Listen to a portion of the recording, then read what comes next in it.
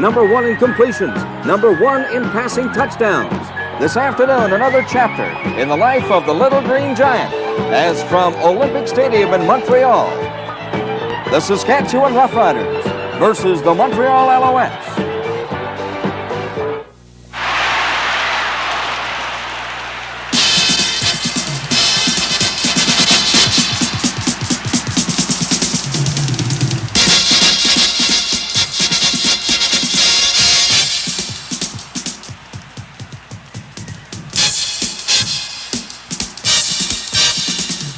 CBC presents Canadian Professional Football. Brought to you by KTEL International, specialists in household and leisure time products. Labatt's, brewers of Labatt's 50 and Labatt's Blue. Across Canada, beer at its best. The Montreal Alouettes are in the worst slump since Marv Levy has been head coach. Their last show of offensive power against Ottawa, this 105-yard touchdown pass from Sonny Wade to Brock Ainsley. We asked wide receiver Ainsley if quarterback injuries are the only problem. No, not necessarily. We've had a lot of changes in running back. We've had a few guys go down running back on our offensive line, and we've gone in with 3 different quarterbacks in the last 3 or 4 games. So you can't attribute all our defeats on a quarterbacking problem. What about Mark Jackson? Mark looks very good. Mark had a little problem in his first 2 games, but it's his first games under any type of pressure at all, and I think Mark's got a super future in the CFL, and I think just in a matter of maybe this game, he'll come through and have a great one for us. Now you've brought in Dennis Franklin? Dennis Franklin is in because Sonny Wade is hurt at the time, and Dennis looks very good. He's only had a week to prepare, but he looks good. As Brock knows, the Olympic Stadium is now referred to as the Big O in the vernacular here in Montreal. It's also the Big Zero from a weather point of view, certainly. It's been raining cats and dogs all day long. It's causing some discomfort. It's also the Big Zero for the Alouettes because they have lost their last 2 home games here. It's a big one for them this afternoon, and also for the Saskatchewan Roughriders, because they could move to within 2 points of the BC Lions with a victory. Hi again, everybody. I'm Tom McKee. Hope you're enjoying your Thanksgiving weekend.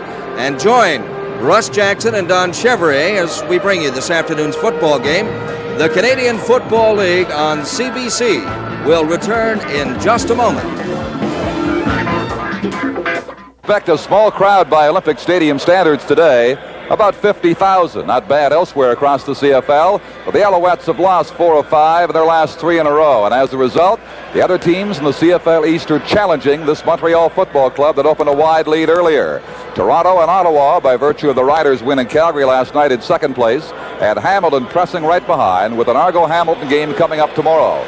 In the West, the Saskatchewan Roughriders have their troubles too with the Winnipeg Blue Bombers and an attempt to stay ahead of the Edmonton Eskimos. These 4 teams all battling for playoff contention ahead of the last place Calgary Stampeders, hard luck losers once again last night.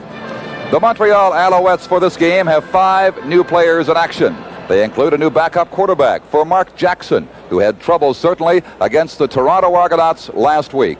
Mark Jackson was hounded by the defensive ends of Toronto, by Jim Corrigal and Wayne Smith, and so Dennis Franklin, a former Argonaut, is in to back him up today with only 3 days workouts behind him. Let's now join 2 former teammates, Russ Jackson and Saskatchewan quarterback Ronnie Lancaster. Ronnie, do you find any tougher to get up for ball games today than you did 15 years ago? I think so. I think you do have a little more trouble getting up for them, not from the standpoint of wanting to play well. I think it's a little bit of anxiety and looking forward to the game a little more than you used to. You know, you think you know a little bit more now than you did 15 years ago, and I think it's a matter of waiting until the game starts to see if you really understand it. What about these one-shot interlocking games? Do you think it favors the offense or the defense? Oh, I don't know. I think it helps both ways. I think that if your defense is trying to do things that they haven't seen, it helps them. Offensively, I think it helps them. So I think on the long haul, when the weather's good, I'd go with the offense. Today, it's not going to be that good, so maybe the defense has a little advantage? Oh, I think the defense definitely has an advantage today. I mean, I've never seen rain like this. It's rained since we got here, and it hasn't slacked up a bit. So I'd say this is a defensive football game. What about the Alouettes? Where do you think their strength is defensively? Well, I'll tell you what, Russ, I don't find a weakness anywhere along their defense. I see their front line is good, their linebackers are good, they've got good secondary, so I think it's just a matter of hitting their defense at the right place at the right time. You got a big birthday coming up soon. Is this your last year?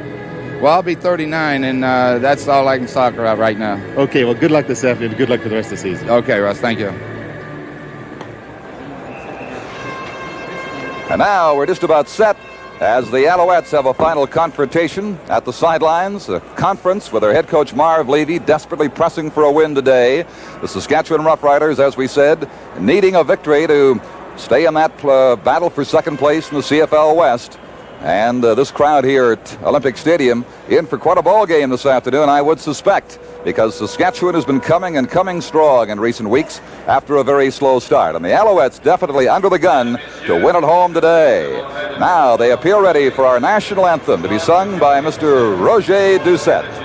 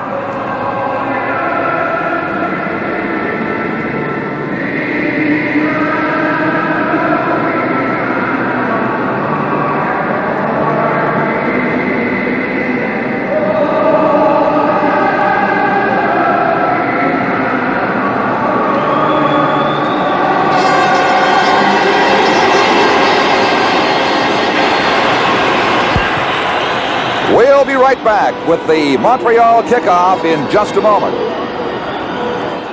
That's Don Sweet preparing for the opening kickoff. He will kick to Tommy Riemann, number 21, and Paul Williams, number 27. There is Williams back near the Saskatchewan Roughrider goal line. Riemann, a promising back, a talented back, came on when Fred Williams was injured on Labor Day in the game against the Winnipeg Blue Bombers. Montreal and Saskatchewan. CFL interlocking action here on CBC, and it's underway. Williams. At the 30-yard line, Williams rolled back. It was Gabriel Gregoire in there to make the Montreal tackle, and so Saskatchewan will start with the ball at the 31 on the first offensive series of plays after a 14-yard Williams run back. As Tom McKee said, the field is extremely wet. There are puddles of water that are obvious, and what isn't obvious is also wet, as they have a very small squeegee machine here about the size of a golf cart, which simply can't accommodate all that water we've had in Montreal the past 24 hours.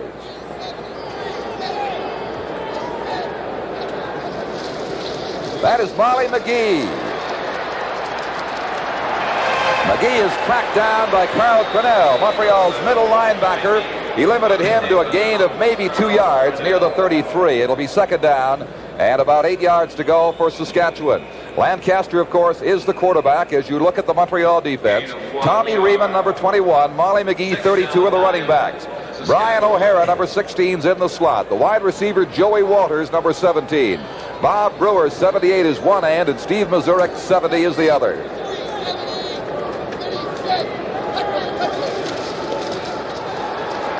Lancaster looks left, and he's got a strike. Mazurek out of bounds at the 47-yard line. It'll be a first down for the Saskatchewan Roughriders.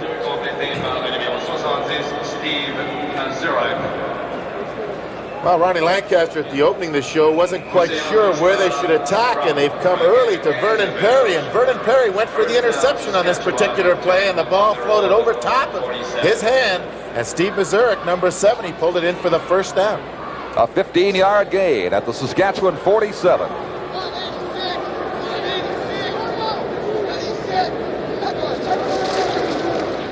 As Tom Riemann up near the 50-yard line, he'll get 3. He got rolled back by Gordon Judges coming in there and Marvin Davis. The Alouettes have made some changes. Clifton Alape is not playing today, so Davis goes to one defensive end. Junior Ayu, there he is, 77 the other. Glenn Weir, 64, and Judges, 75, are the starting defensive tackles. Saskatchewan with the worst points against record, but much of that was hung on them early in the season. They're a much finer defensive team right now. Lancaster for Missouri.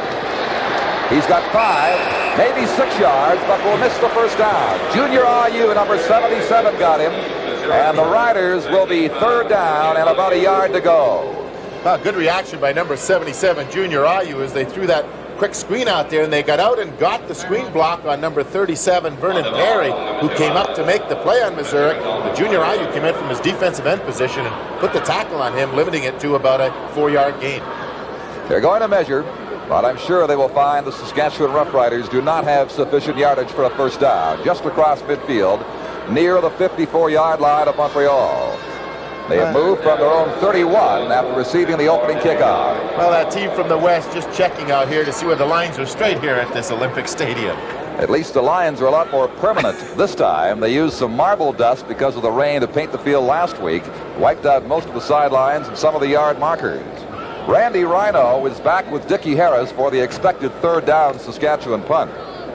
Bob McAreedy, number 15, is in there to punt for the Riders.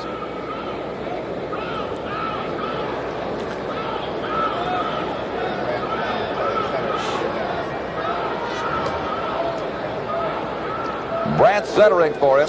High one. He just got that away from Ian Moffer. The flag is down. Harris at the 25. Up the sidelines. Out of bounds. They'll mark him at the 54, however. They have called a penalty against Montreal for roughing up McAreedy, and that fine run back by Harris will be taken back. We'll sort the penalties out when we come back in just a moment. Just before the commercial, we had the high snap to McAreedy, the punter, and it's Ian Mofford coming in from the top of the screen there now, and there's a little bit of play acting maybe going on by the kicker there, but he did get the roughing call, and we have Saskatchewan with a first down just inside the Alouette territory. Automatic first down. Lancaster getting away from Gordon Judges. He's got a strike. That's Joey Walters. Walters fumbles the football, but the Riders have it back. Good contact on Walters to pry that ball free. Molly McGee made the Saskatchewan recovery. And the gain is about 4 yards at the Montreal 50 with 2nd down coming up. There's Jim Eddy, the head coach of the Saskatchewan Roughriders. Very affable, agreeable man, as we found out last night in our conversations with him at the media conference prior to this ball game.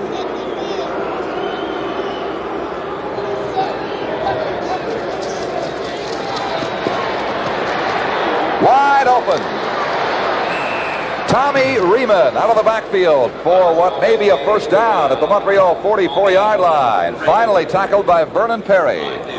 Well, one of the things that Ronnie Lancaster does so well when he uses those backs, with Molly McGee being one of the top receivers in the West, and now with Tommy Riemann in there, number 21, going to both these backs, especially on an afternoon like this where the footing is not too good for the linebackers to cover those backs. And as we see by that measure, they do have that first down.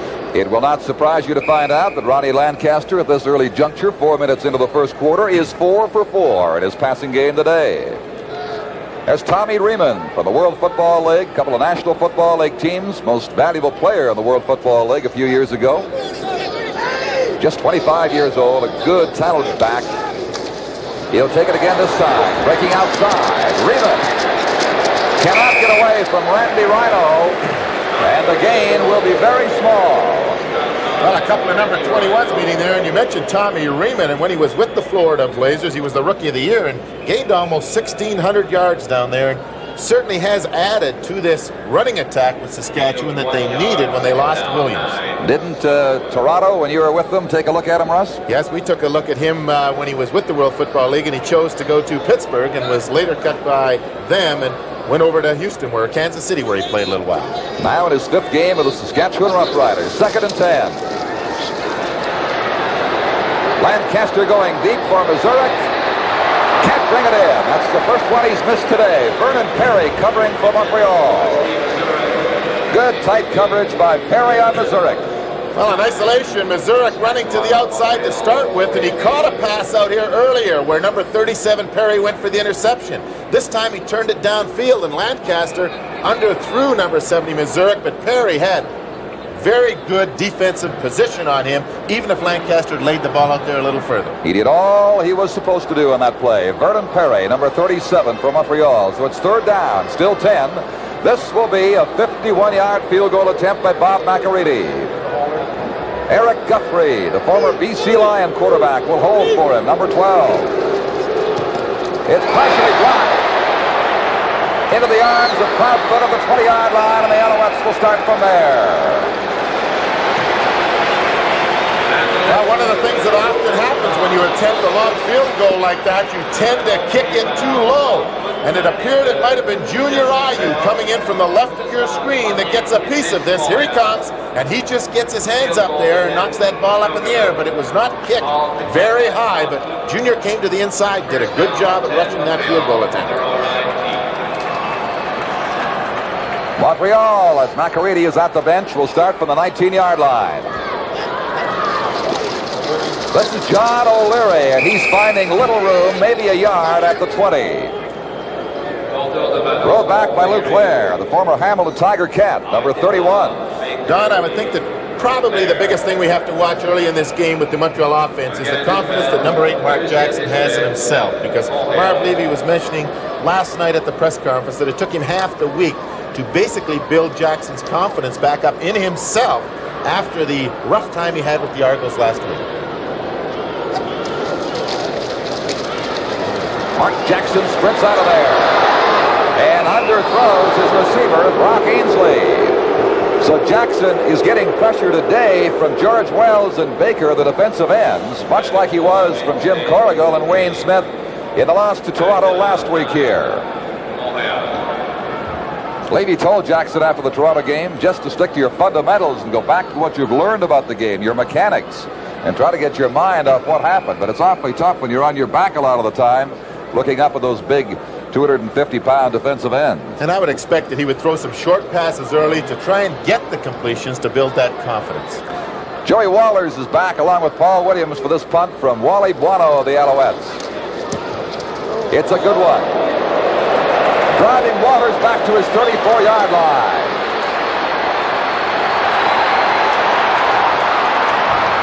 Wallers back to the 50, and Saskatchewan is near midfield position for their first down after a 54-yard punt. Let's check in right now at the sidelines with Tom McKee. Well, Don, and we've talked so much about the rain here, you might be surprised, or might have been surprised at the fact there have been so many passes thrown. The fact is that right at we had the opening kickoff, the rain let up. It's not raining at all here. The field is still very wet, of course, but through the air, it seems to be okay. And both quarterbacks have made a little bit of use of that. 4 for 5, as a matter of fact, as far as Ronnie Lancaster is concerned. Lancaster slipping, and he will ground the ball back at the 45. He lost his footing on that very wet field you talked about, Tom, and it's going to be second down at 15. As a matter of fact, Russ, this right now is the nicest weather we've had. Partly cloudy, having just rained, and liable to rain again. That's been the best weather we've had in 2 weeks. And I know number 23 down there, Ronnie Lancaster, really doesn't like this type of weather. He doesn't mind the cold weather. He's played in it for many years out in Saskatchewan. But the rain prevents him from getting good contact on that ball when he's throwing, and it makes it a little more difficult for him to throw deep. On 2nd and 15 now, Lancaster will engineer this Saskatchewan play. Riemann was taken down by Tony Proudfoot, number 23, in the area of the 52-yard line. But again, Saskatchewan is well short by about 8 of their first down objective. We'll be back from the Olympic Stadium, but first, let's pause for just a moment. Mark Jackson under fire as the Alouette quarterback with both Joe Barnes and Sonny Wade injured. About to go back in now as Saskatchewan will give the ball over to Montreal on a third down punt from Bob McAreedy. Again, a high snap. Line drive type of kick, takes a bounce back inside the Montreal 20 for Randy Rhino. And a flag is thrown as Rhino was met by Cleveland Band and Sam Holden out around the 23-yard line. That could be a delayed no yards penalty. We'll wait and pick it up for you. Don, it might be a clip on number 33, Chuck McMahon, who came down there and was the initial blocker. That's it. Penalty marker on the play. That is the call from referee Bill Dell. Number 33, Chuck McMahon, on the right of your screen is clipping the Saskatchewan player whose number we can't get, and that was the call. So back it goes to the 10-yard line as McMahon goes to the bench. He thought he had undergone surgery on Monday, as a matter of fact. As it turned out, the doctor did put him out, take a look at his knee, and then decided it was not required. When he came to, he thought he had undergone surgery, but such was not the case.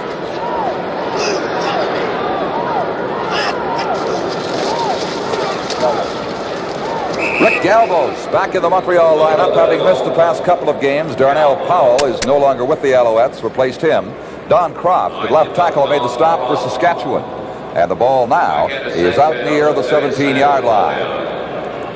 A gain of 5. They're about halfway to a first down. There is no score here in the first quarter. 6 minutes remaining at the Olympic Stadium. And for many of these Saskatchewan players, their first look at this marvelous sports facility.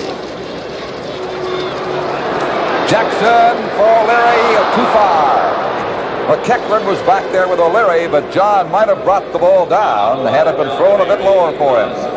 Well, Jackson coming off the field had the problem with McEachran between himself and O'Leary. Had to lay that ball up over top and just got a little too high for O'Leary to bring down. A good pass, certainly the type I think that Marv Levy would like have him throw to get that confidence that's so necessary if the Alouettes are going to be successfally today. Back for the third down kick, 17, Joey Walters, 27, Paul Williams, stationed near the 45 of Saskatchewan, showing abundant respect for this man. Wally Buono with his second punt of the day, his first a 54-yarder. He may not get this away. Now they charge contacting, I believe. He got it away at the 45. Walters being battered by Ian Mofford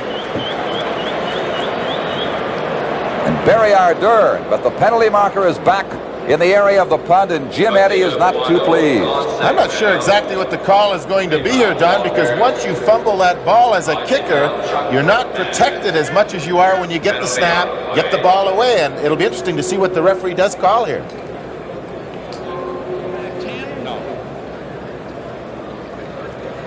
You're holding. Apparently it may be a holding call against Montreal. There it is. So it's not contacting.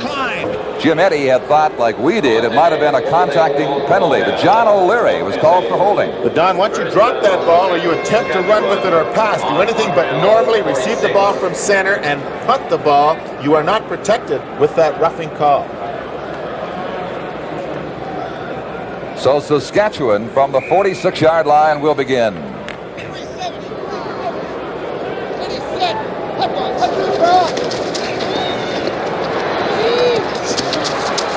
Tommy Riemann at the 40-yard line has a gain of 6 for the Riders.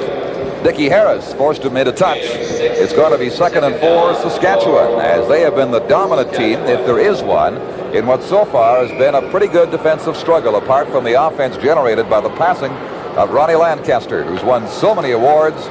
We could fill the screen for the next 3 minutes showing you his accomplishments in the CFL. At least 3 minutes, Don. That is picked up. Carl Cornell.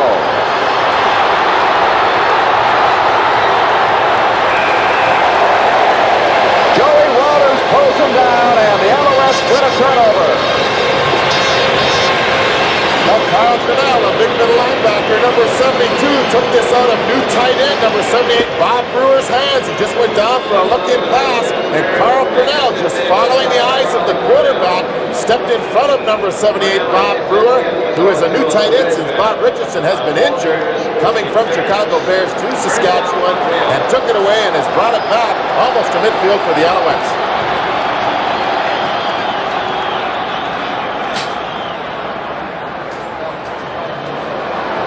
Jackson's in trouble, and down he goes. At the 48-yard line, a loss of 5 as the Montreal Bluebirds get busy because Bill Baker puts Jackson in the sack. A familiar sight against Toronto last week, and as we said, with those defensive ends of Saskatchewan, Wells and Baker, Jackson really is facing not much in the way of a different situation.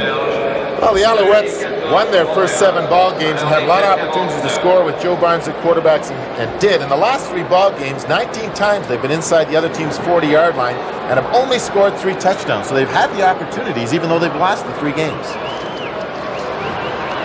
More pressure. Jackson steps up. But no first down for him. Lou Claire contains him at the Saskatchewan 53. He'll miss the first down by about 6 yards. Dennis Franklin is waiting in the wings of the backup quarterback. There's a look at Lou Claire, who made that containment for the Saskatchewan Roughriders. He originally did not want to go west when dealt there by the Hamilton Tiger Cats a couple of years ago. But he's become a very valuable member of Jim Eddy's Saskatchewan football team. And is able to play both the linebacker spot and defensive back for them. Punting once again, Wally Buono.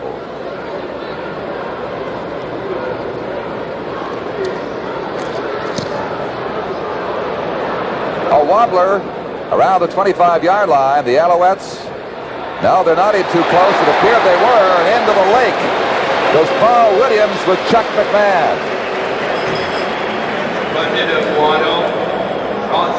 A 33-yarder by Wally Buono. About 9 yards off his seasonal average, and here's how wet it is in certain spots in Montreal today. This is probably the worst spot, Don, on the field where he had to run there, and the squeegee didn't do a very good job. Should put a lifeguard on duty on the sidelines. I think Junior Ayu is going to get his surfboard out. He's the Hawaiian. He's familiar with that.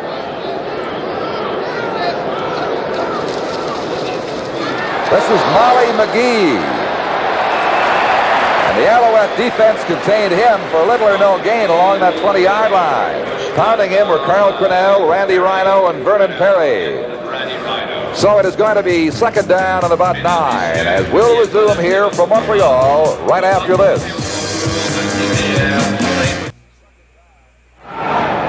Second down and still the better part of 10 for Saskatchewan with just under 3 minutes to play in the first quarter at a scoreless ball game at the Olympic Stadium. That's Brewer, the new tight end for Saskatchewan, out around the 39-yard line, and that will be a Rider first down. Randy Rhino made the stop. Well, Brewer from the National Football League camps coming into Saskatchewan. Richardson, of course, their towering tight end on the injured list, as Russ mentioned before, and he's filling in. That, of course, upsets their balance, import and Canadian-wise, at that position. And Brewer started the first 2 league games with the Chicago Bears this year. Pass completed by Tommy. That's Tommy Riemann, ridden out of bounds by Chuck Zapek, up near the first down marker, perhaps a little bit short. Chuck Zapek was hobbling the last couple of games against Toronto, but apparently, as he showed on that play, he has recovered sufficiently to give him full mobility on that leg now. Well, like a lot of other players in the CFL at this time of the year, you have to play hurt. Second down and a yard. And there is the first down plunge by Tommy Riemann to the 51-yard line. The Saskatchewan drive will continue with 1 minute and 40 seconds until the end of the first quarter. The only real bid for a score came on a field goal, which was blocked from 51 yards out by Bob McAreedy. And they've been basically at the Montreal end with the Alouettes having the ball, or near midfield with Saskatchewan in possession of the ball so far in the game. Lancaster 7 for 9 now in passing.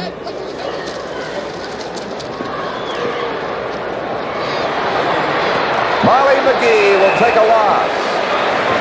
Wally Buono, the right corner linebacker, hauled him down, number 39. Well, what Lancaster likes to get is a running back alone with the defensive linebacker, but number 39, Wally Buono, had excellent position on Molly McGee, 32. He tried to give him a little inside move and go to the outside, but Buono kept him in his sights and pulled him down for about a 4-yard loss. It was Buono that Leon McQuaid at least felt knocked him cold here at the 5-yard line in a game of violent first half in Montreal last Sunday. There's Brewer, rolled back around the 50-yard line. It's going to be third down, 11 Saskatchewan. Dickie Harris made the defensive play that time for Montreal, as the Alouettes are certainly fired up on defense, but are still struggling with 32 seconds left to mount a serious offense. Joe Barnes, by the way, is back in Montreal and is beginning workouts with the Alouettes. Whereas it was thought he would miss the entire season, there seems a chance now he could be around later on for Montreal. And it looks as though they'll need him, and also the injured Sonny Wade.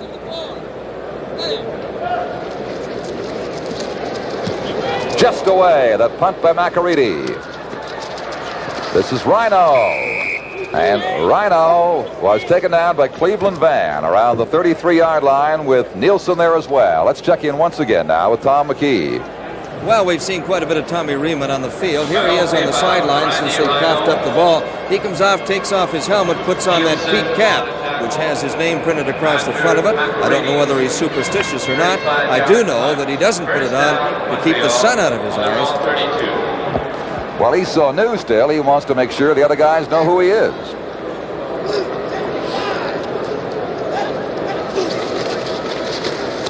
This is Rick Galvo. The former Calgary Stampeder reaches into the 39. It'll be a gain of 7 for Montreal. Ron Churkus at left defensive tackle on the right side now made the stop for Saskatchewan. And there's the gun at the end of the first quarter. The score is Saskatchewan nothing and Montreal nothing. With Saskatchewan certainly dominating. Montreal did not pick up a single first down in the first quarter. They're going for what could be their first of the game, 2nd and 3 now at their own 39.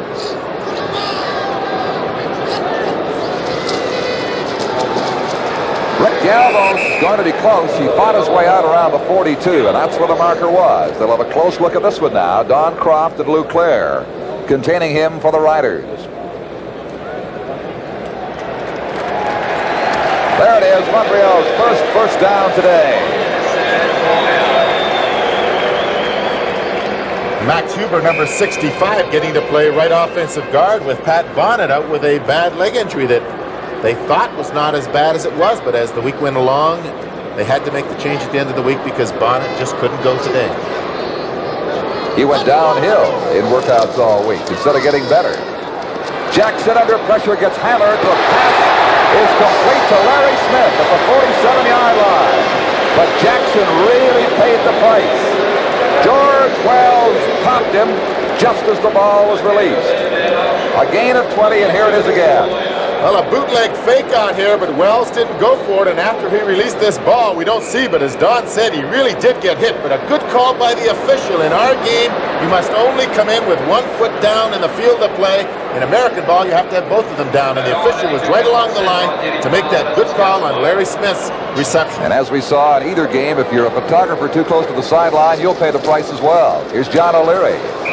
O'Leary stacked up by Roger Goree, number 37, the former Calgary Stampeder, for perhaps a yard loss on the play.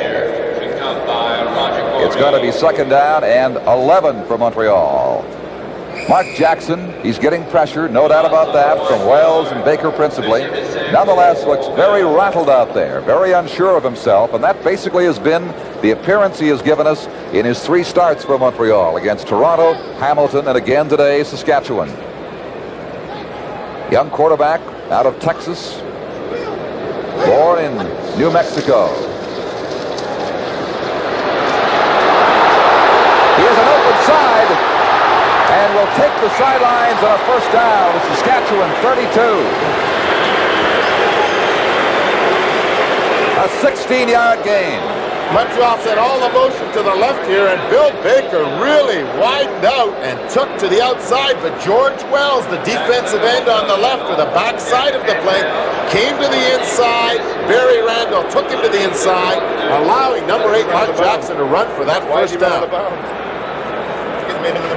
Well, perhaps fearing injury, as Marv Levy might have instructed him, he got out of bounds. He had room to gain more, as it turned out.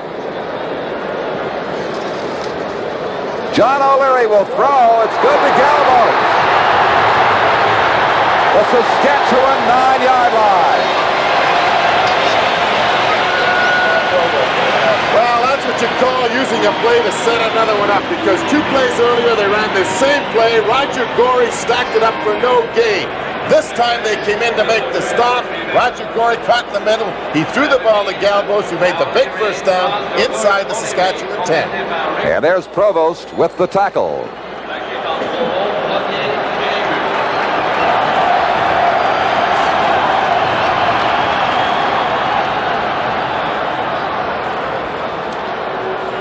Jackson. No good for John O'Leary.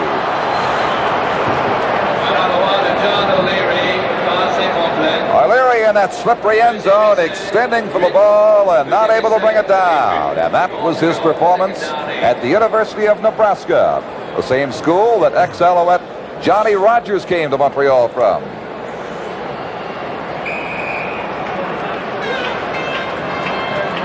By the way, without Rogers, the Alouette punt returns have been surprisingly strong this year with Rhino and Harris.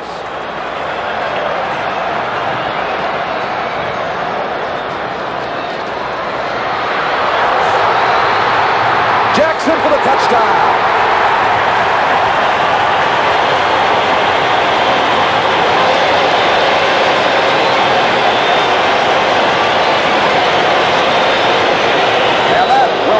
Help the confidence of the young Montreal quarterback. That's what he needs, Don. From ground level, we'll watch him go back to throw the ball. He's looking for Peter Delariva on the right side all the way, but Peter Delariva was well covered. And the guy who's really upset with himself was number 31, Luke Clare.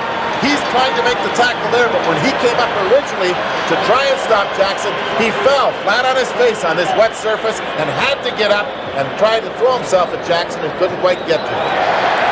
There's the point after touchdown. Kicked through by Don Sweet. And so Mark Jackson, now with 3 carries, 32 yards, and 1 touchdown, gives Montreal a 7-0 lead here at the Olympic Stadium.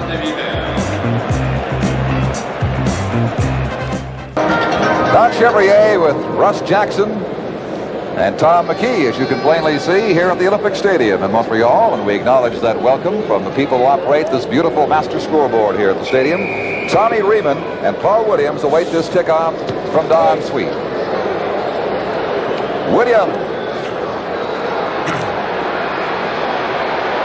into a crowd and taken down at the 30-yard line by Gary Chow. Mark Jackson with a Montreal touchdown a few moments ago and an 8-yard scramble for an opening in that Saskatchewan defensive lineup. That kickoff return by Williams, 21 yards. So the Riders trailing by a touchdown, led by Ronnie Lancaster, will be starting first down just inside the 30. Another fact on the career of Ron Lancaster.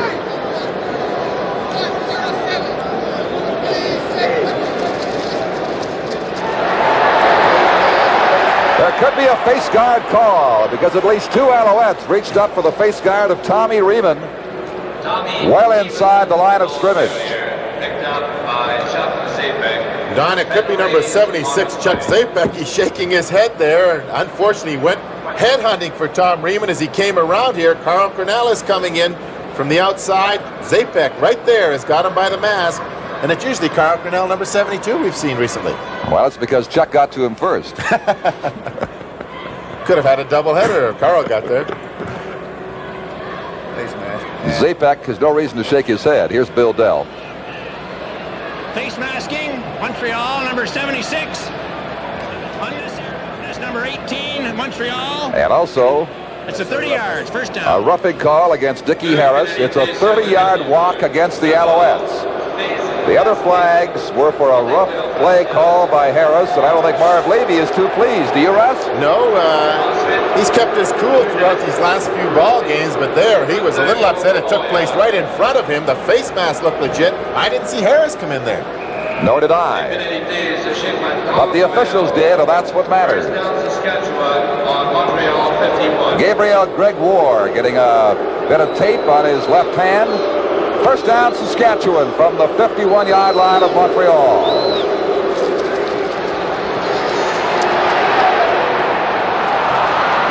A completion and a flag from Brian O'Hara brought it in, and man, it could be a late hit against Montreal. If you heard them booing before, they'll really strike a chorus up now, if that's the case. Don, you just can't help the other team this much. We make the good reception to O'Hara. Lancaster getting good protection here. O'Hara, number 16, starting in the slot. We have him on isolation. He just curls in behind the linebackers, and Lancaster threw it in low when he makes the reception. And he'll go down, and here it comes. Proudfoot, number 23, called for roughing, piling on, and they're going to march another big one off. Well, you know, you mentioned that Marv They may Levy is have upset. a Saskatchewan penalty as well. Got piling on Montreal. We got police here, roughness. Saskatchewan, and it's a first down.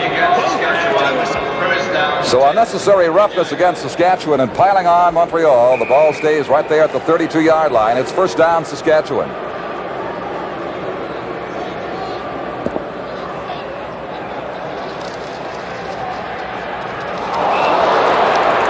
O'Hara, the intended receiver, in that pond of water out there, unable to bring it in. Well, I think Ronnie Lancaster threw that one away a little bit because as he released that ball, number 76, Chuck Zapek, came right in front of number 16, O'Hara. And if Lancaster had thrown that ball where O'Hara might have been able to catch it, I think Zapek might have been down that sideline with Ronnie chasing him. This is second down and 10. Saskatchewan trailing 7-0 with about 10 minutes to play until halftime.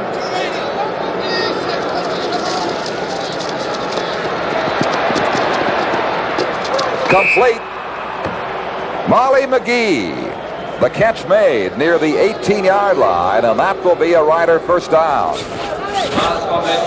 Rhino and Krupp forced Molly McGee, the former Ottawa Roughrider, out of bounds.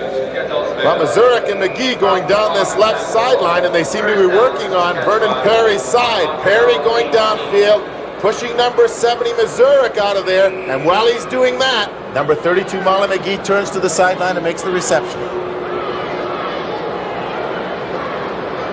Saskatchewan's drive has taken them down to the 18-yard line, and they'll go first down right now. And there's Molly McGee, the top pass receiver, with 63 in this league in 1977.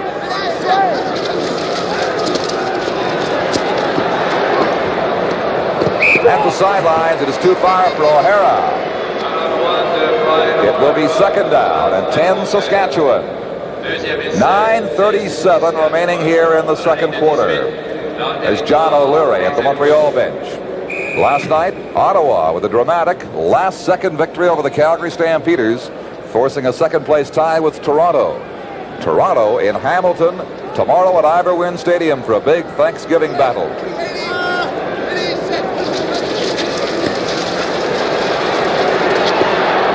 Into the end zone. Too far for O'Hara, being covered by Krupp. And this will cue McAreedy for a Saskatchewan field goal attempt on 3rd and 10 as Lancaster fails to take the Riders all the way in. Obviously, O'Hara thought he was free, had a sideline battle the first time, and suggested they go right back to the same play. But the coverage from Montreal by Krupp was better. Lancaster overthrew him.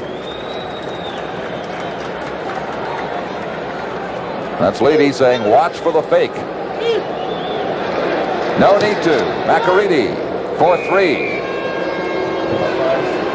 And it's now a 4-point spread. A 26-yard field goal by McAreedy makes it Montreal 7, Saskatchewan 3. We have 8 minutes and 53 seconds of second quarter playing time remaining. The score is now Montreal 7 and Saskatchewan 3.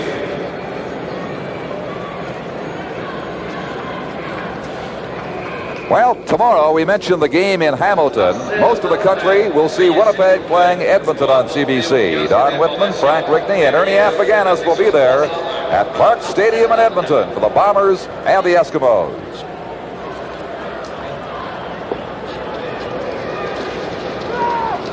John O'Leary battling around the 39 for 4. That game tomorrow, by the way, an extremely big one for both Winnipeg, battling Saskatchewan for second place, and Edmonton, Russ, in terms of their playoff survival. Their 12th game coming up tomorrow, and right now they trail the Bombers and the Western Riders by 4 points. Well, Huey Campbell, the rookie coach out there in Edmonton, knows what position they are in, and they have to come up with a win, especially if Saskatchewan should win here this afternoon. There'll be a big crowd at Clark Stadium for that one.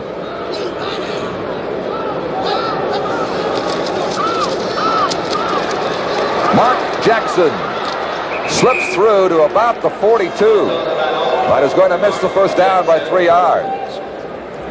Jackson seemingly has a little more confidence in many respects, but certainly in his running game now for the touchdown he scored. Croft and Cleveland Van prevented him from getting a first down that time. So Montreal's punting team comes back into play with 7:52 until halftime. 7-3, Montreal leading Saskatchewan. Walters 17, Williams 27 back for Wally Buono's punt.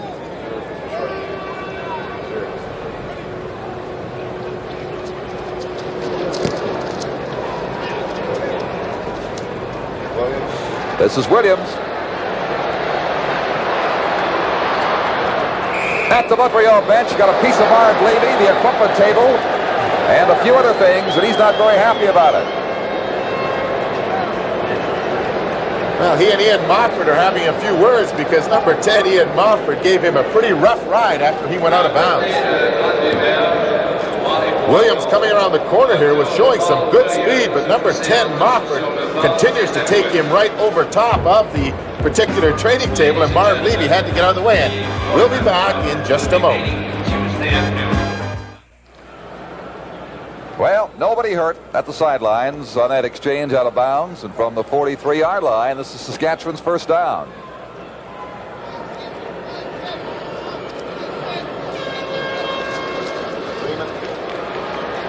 Tommy Riemann hit hard into Dickie Harris at the 49, got himself about 6 yards.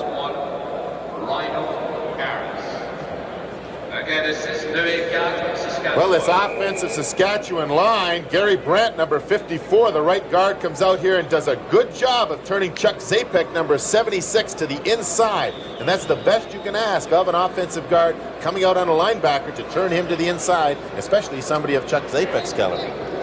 2nd and 4 after Riemann's 6-yard gain. Lancaster right down the middle and cannot make it complete. He was taken down by Glenn Weir, number 64, as he unloaded the ball, but it becomes 3rd down and 4 now for the Riders. And they're having trouble making an offensive drive go together. Both of them down there.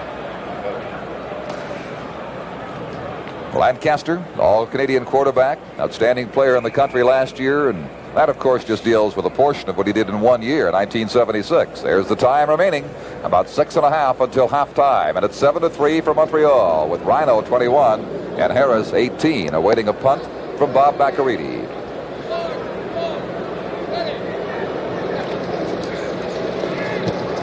The left-footed punt to Dickie Harris.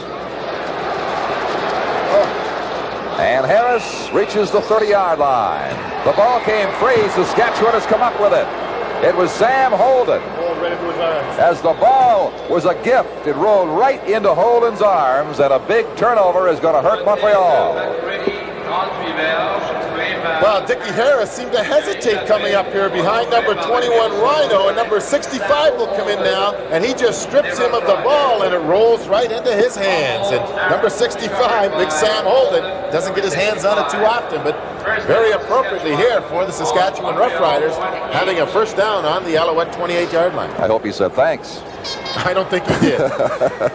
First down. Saskatchewan with a big break here. They can take the lead, or they can capitalize on this opportunity.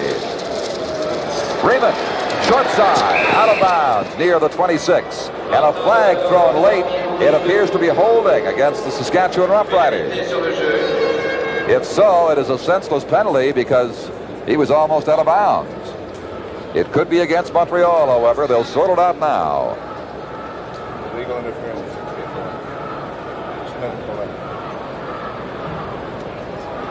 It's going to be against Saskatchewan, I think. A 10-yard penalty. Here's Bill Dell. Holding, 64. Mike Dirks caught for holding. That's a big penalty. The ball back now to the 38-yard line from where it's going to be first down over again and 20 yards to go with 5 minutes and 40 seconds to play in the second quarter. Mike Dirks, number 64, Larry Bird, number 42, the center, and Gary Brandt, 54, the right guard. That's the veteran part of that Saskatchewan offensive line.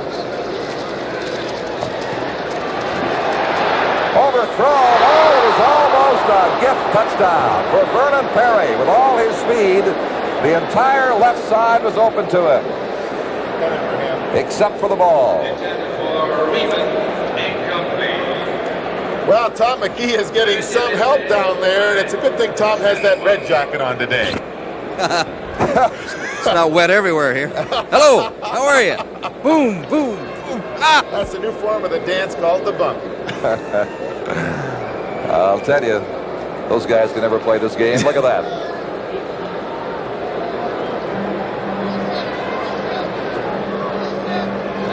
Second down. Marley McGee. He reaches the 30, but that is well short by 12 of the first down. Randy Rhino made the stop. Well, Don, I was a little surprised there with that second down situation that Ronnie would not have gone for the first down, attempted to get the touchdown, or at least a try at it, because running on 2nd and 20, he was more or less saying, we'll be satisfied with the field goal. Lancaster, as we look at a portion of this crowd in the area of 45 to 50,000 today, who hit on 4 of his first 4 passes, now is only 1 of his last 6 complete, and McAreedy is in for a field goal try from the 37. He's been good on 1 for the 26 already. And this is wide. And a single point given up right at home plate for the baseball Expos by Randy Rhino.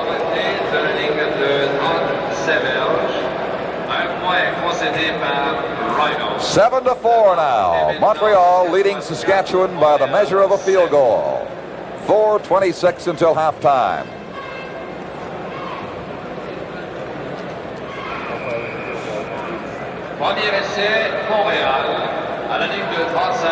The crowd today, small by Montreal standards. I think certainly partially the fact the Alouettes have lost 405 is a factor in it. But the miserable weather here is another reason for this crowd being down. That is picked off by Paul Williams. Still going.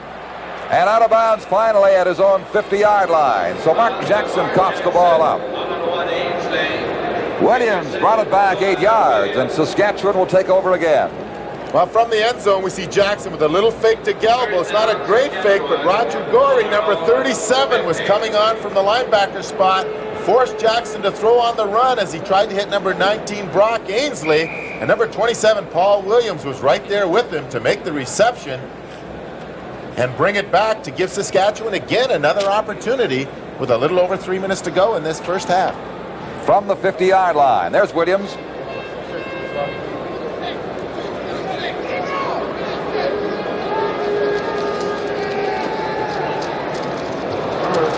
Brewer has about 8.5 before he's hauled down by Vernon Perry. And part of the equipment, of course, to keep those teeth looking nice and white and intact most of all. Mouth guard, that's Chuck McMahon of Montreal. Brewer, the new tight end, as you see the time remaining, is comp 3 for 28 yards today. His reception this time leaves Saskatchewan about 1.5 yards away. He's from Mankato State.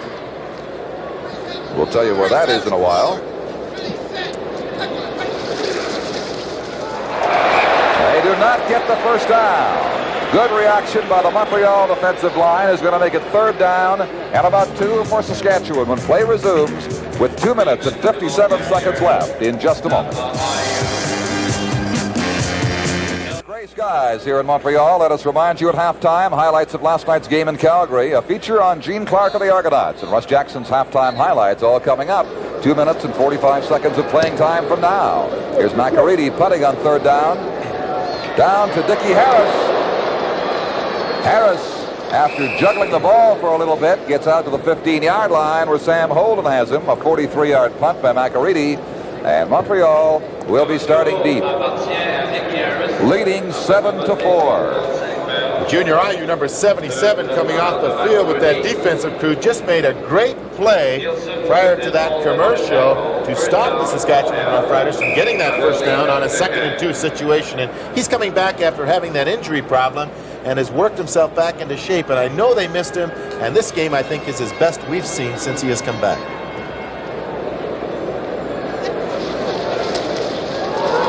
John O'Leary out near the 20-yard line for the better part of 5.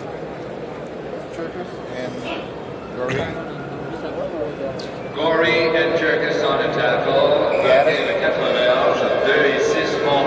Montreal has Bob Gaddis in the lineup, number 22. They let Archie Gray go in a lineup shuffle that results in 5 players who were not in the lineup last Sunday being in the Montreal roster today.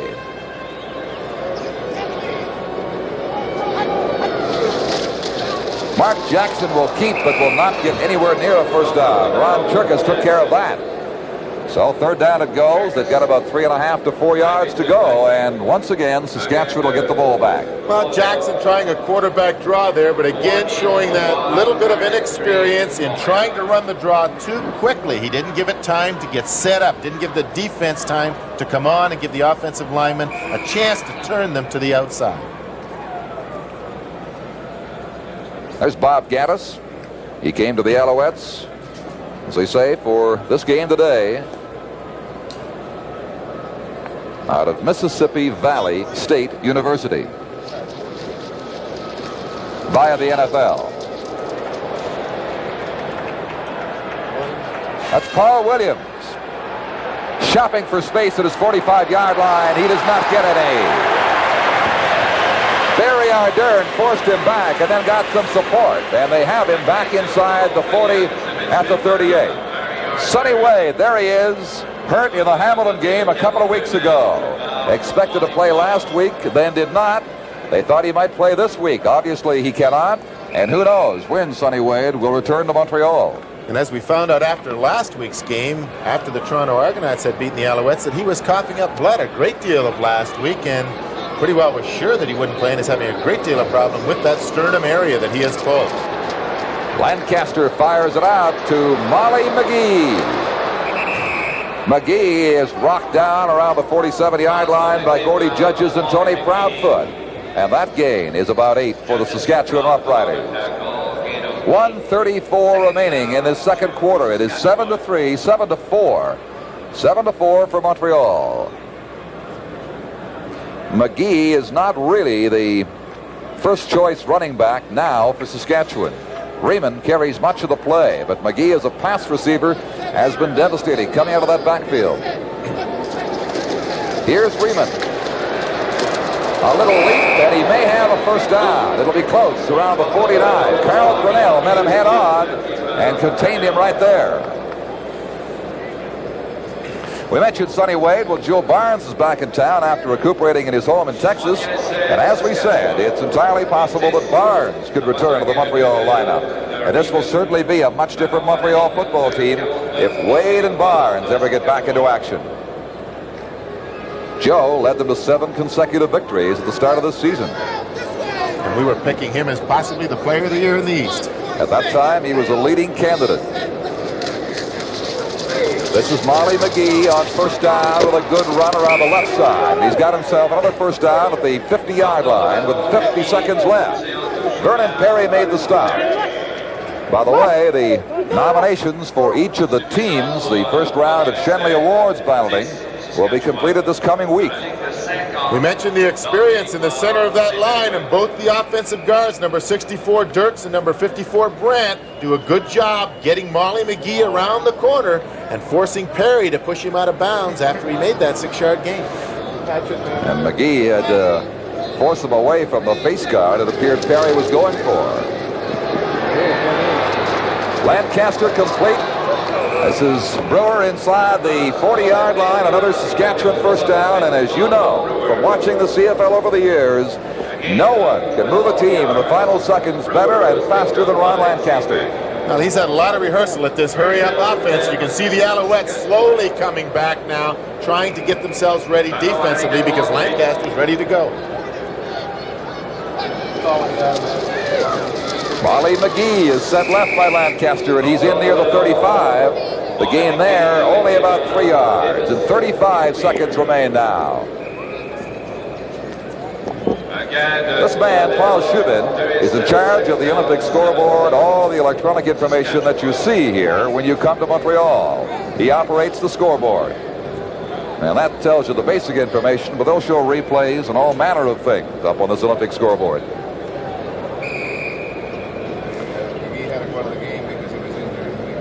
Rick Galvos. Well, he's saying hello to his friends across the country, certainly out in Calgary, the team he came from.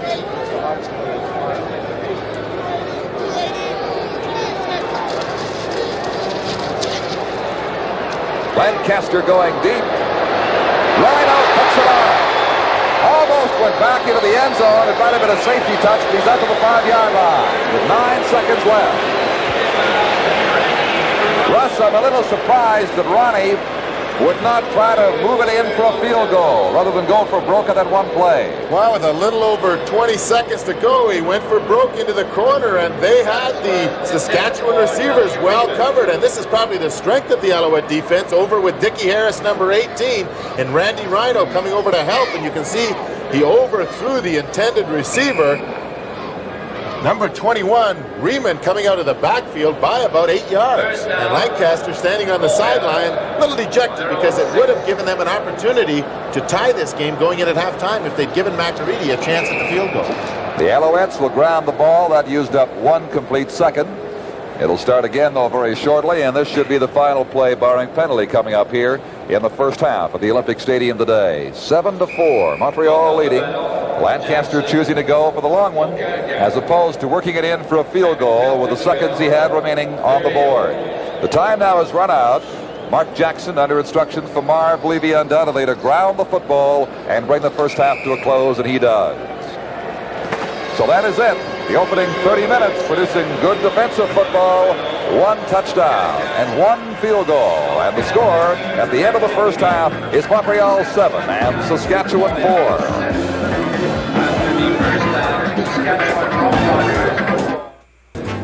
Hello again, everybody. I'm Tom McKee. 1 game has already been completed in the CFL this Thanksgiving weekend.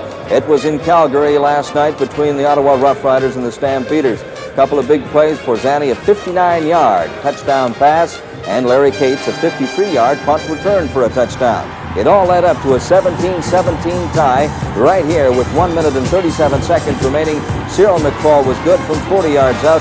Calgary Stampeders were in the lead 20-17, but the Ottawa Roughriders weren't finished. At their own 35-yard line, Tom Clements at quarterback uncorks this 42-yard pass to Tony Gabriel, and he takes it all the way down into danger territory as far as the Stampeders were concerned. Then, on the next sequence of plays, it eventually leads to this handoff on a draw play to Mike Murphy. He is in for the touchdown. Jerry Organ picked his 126th consecutive convert, and the Ottawa Roughriders came out on top of it over the Stampeders 24-20. Well, have you ever heard of a 6'5", 245-pound galloping gourmet? He's also a galloping guard with the Toronto Argonauts, Gene Clark, and he is one and the same. We'll meet him in just a moment when the Canadian Professional Football League on CBC returns.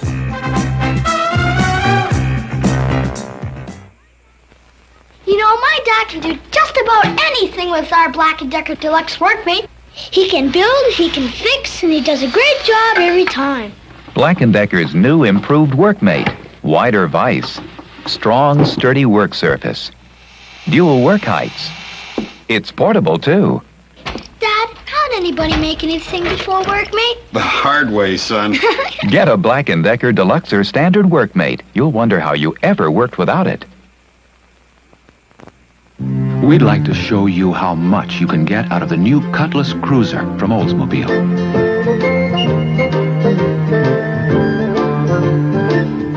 And yet it gives great gas mileage. It's very maneuverable, and it's easy to park, with more front headroom, front and rear legroom, and knee room than last year. When it's finished working, it goes out beautifully. The new Oldsmobile Cutlass Cruiser. Can we build one for you? As a player, the present general manager of the Toronto Argonauts, Dick Shadow, was All-Canadian 5 times, All-Eastern 8 times. Twice runner-up in the Shenley voting as Canada's most outstanding player. Dick Shadow was named to the Football Hall of Fame in Hamilton in 1975. Would you believe that these are the hands of a running guard, the hands that are usually being used to get other football players out of the way so we can get on with the action? Very delicate hands they are, too, that belong to Gene Clark. Gene, obviously, we are in your kitchen. Obviously, you're a man who likes to do this sort of delicate thing. How did it all start for you? Well, it started when I was a young kid, approximately 8 or 9 years old. I constantly was annoying my mom in the kitchen. Well, let me do this and let me do that. So she finally said, okay, as much as you eat and as much as you annoy me, let me show you how. Yeah. So she went to the hospital, I think I was 10 years old. And she half prepared some of the meals, put them in the freezer, and each time my father would come home, I would have the meals prepared at age 10. And that's how I started. You're a man who obviously likes food a great deal, or at least preparing it. What's your absolute favorite? Number one, as a cook to prepare. Number two, to eat. Well, to prepare, the simplest thing is almost any form of chicken. And that's primarily because it's easy to work with, okay? Or some type of teriyaki meat. You know, I gave you a lot of credit last year when you sang the Canadian national anthem, a national anthem that was well foreign to you in more ways than one. Right. But also, that's a song that every Canadian knows very well, and you can have a tin ear and know if you hit a flat note, right? That took a little bit of courage, didn't it? I'll tell you. Singing is like my first love. Is it really? As a child, I've been singing since I was a baby. And singing gets me in moods or out of moods. Prior to some games, especially home games, I go into the back room. And if I have a tough opponent, I'll sing certain songs that get me into moods, ready to play. Like, I'm not the kind of player that has to be ferocious. No, I like to be very quiet and methodical about how I play. And certain songs will get me in a certain mood. And can you give us an example? What would you sing? Well, let's see. If it were, let's see. Say the Alouettes. Okay, the Alouettes. Let's say versus Glenn Weir. Yeah. Okay, for instance, I'd sing something maybe almost with a Christian type. In fact, this time I did. I sang something with a religious tone to it because they had their signs out about being the hitmen and all this kind of stuff, which I thought was actually I liked it. It reminded me of high school when we should do those kind of things. And I sang a song, "How Great Thou Art," to myself prior to going out, which reminded me of it was a critical moment. And I sort of, would you like to hear a few bars? Sure. I'm not warmed up anyway. I sang something like, "O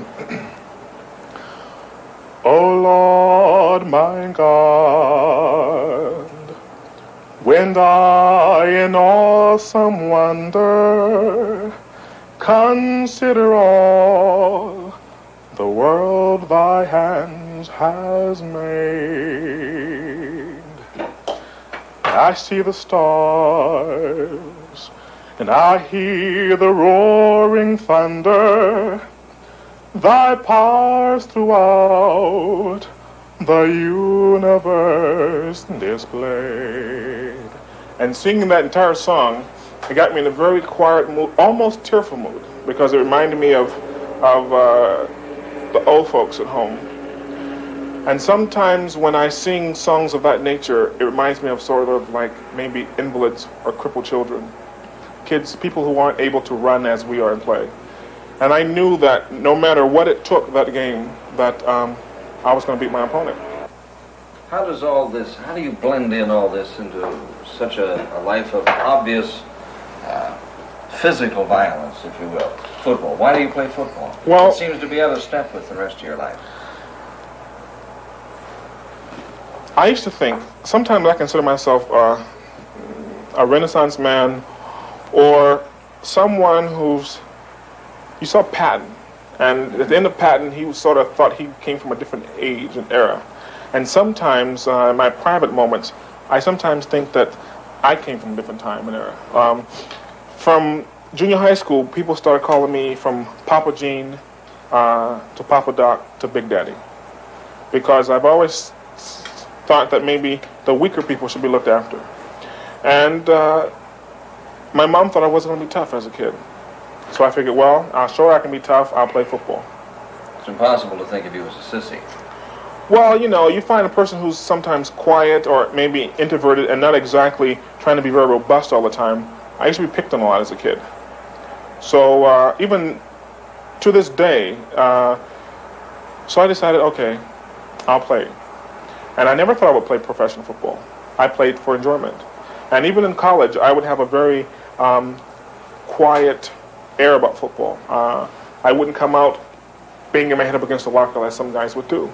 Consequently, some coaches thought, well, you aren't mean enough. But see, I found you don't have to be mean. And one of my options was either to be mean like they want or to play my style of football. And my style of football is finesse with power. So when I'm playing, If the guy across from me is frothing from the mouth, and you know how sometimes they do, I negate that. Sometimes I'll smile at him when he's mad. That makes him even angrier. Okay? Yeah. Is that wise? Well, it's wise because his purpose is to beat my head in and get to the quarterback, right? Well, by my smiling at him and saying, "Hi, how you doing?" all he wants to do is destroy me. If he's trying to destroy me, he can't get to the quarterback. And I use his frustration, his anger, and his body angles in order to beat him or stalemate him. Gene, you seem to have your head all screwed on the right way, as they say in the vernacular. Let's see if we can put all that together on the dining room table. Okay. Gene, this looks absolutely delicious. Do you have any special names, or is it, as you said before, just chicken? Well, I just call it chicken, Che-Chi chicken, and that's teriyaki meat and just vegetables. We have broccoli, string beans, and tomatoes and. Well, Gene, with those credentials, this is a lovely dinner, and even if it wasn't, I'm not going to say.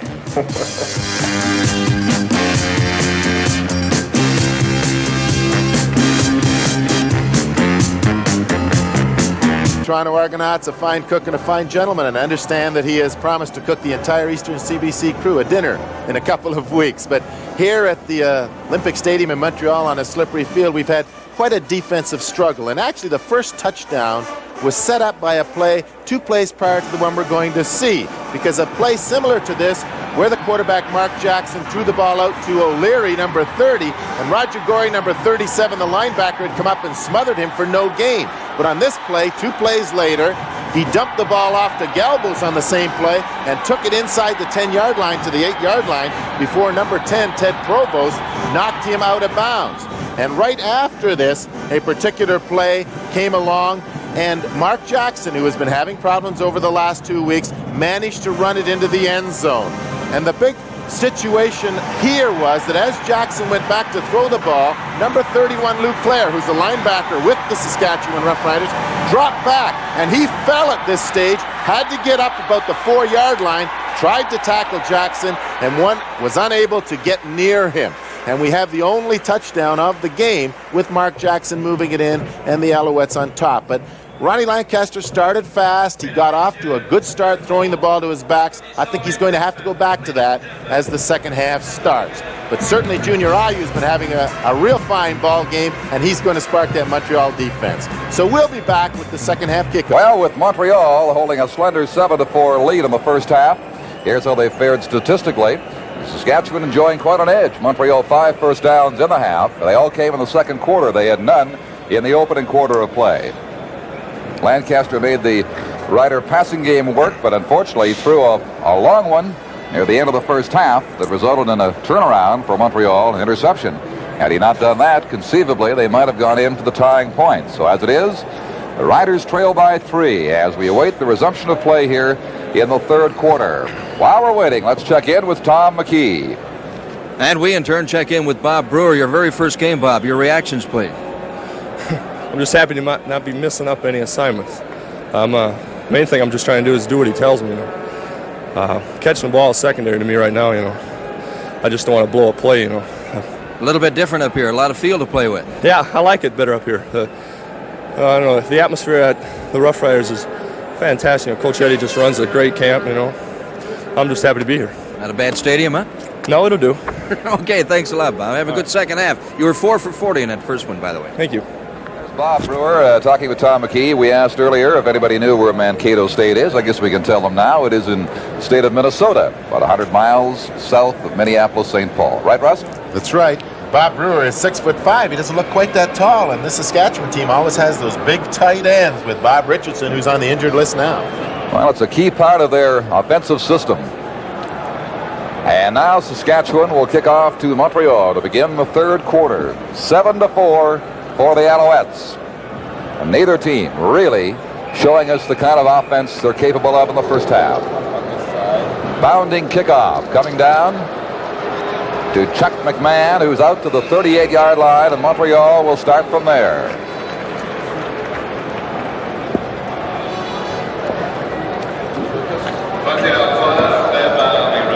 Ron Churka's made the Saskatchewan tackle as you look at Jim Eddy at the Saskatchewan bench. Mark Jackson with Dennis Franklin waiting in the wings. The Alouettes don't want to go to Franklin unless they have to. He's only had about 3 or 4 days practice. That's hardly enough time for a quarterback to understand the system. Peter Dallariva, they've not gone to him yet. The ball is fumbled by Jackson. It is picked up by the Saskatchewan Roughriders, and they win a break inside the 35-yard line. Bill Baker came up with a football. Well, it just appeared that the quarterback never did get the ball from the center, and we'll see the ball come up here as all the motion goes to the left, and he never did get that ball. And George Wells does a good job here of keeping Jackson from getting to that ball and pushed it across to Baker. Right on, baby. Coming here now, we see the rush coming on here now with Wells coming right in there free, and nobody was blocking him because the play, I'm sure, was supposed to go to the other side. Well, the ball has gone to Saskatchewan. This is Riemann fighting for yardage around the 32. Picked up a couple. Carl Cornell and Glenn Weir stopped him. There is Bill Baker, back for the BC Lions, well satisfied with his work on that last play to give Saskatchewan the football. Well, we have a flag on the field down there, Don, and we'll have to wait and see what the official is going to call. Lancaster handing off to number 21, and number 65, Holden, coming across on a tackle trap. Now they've called Beeman on sportsmanlike conduct for Riemann, number 21. And back the ball comes. When the play ended, he was a little angry and frustrated and threw the ball in somebody's face. That could be a costly penalty for the Riders, who now go to second down and 20, back between the 42 and the 43 of Montreal.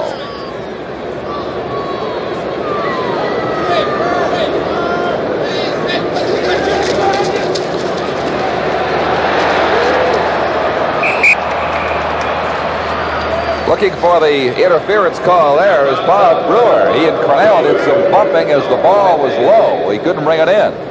No flag. It is ruled incomplete. Third down and 20 Saskatchewan. That penalty now has taken them back, if not out of field goal range for McAreedy. They're going to make it a challenge for him if that's the way they elect to go here on third down.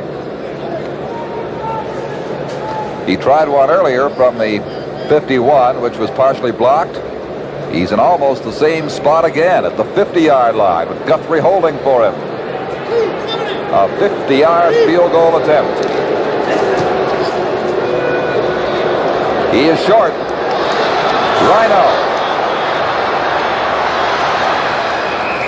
Hauled down at the Montreal 12-yard line by Molly McGee. Sylvester Molly McGee makes the stop, a 12-yard return.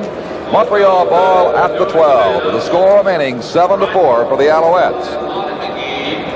First down, Montreal from their own 12. Don't forget, fans in Hamilton can see the Tiger Cats and the Argonauts playing tomorrow in Edmonton, the Eskimos and Blue Bombers. That game across the CBC full network tomorrow afternoon, Thanksgiving Day.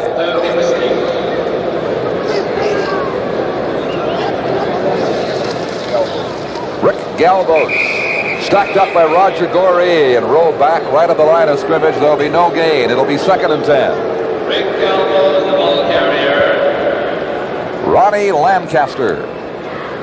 I don't know if he appreciates being referred to as Popeye, but we certainly intended to show this man's durability, Russ. No gain. And certainly anyone who can play as well as he has for 18 years in this CFL has that Iron Man image that we pinned down him at the opening of the show. Turning 40 years old this coming week. That is caught, but it's out of bounds. Ruled no catch on Brock Ainsley, and it goes to third down.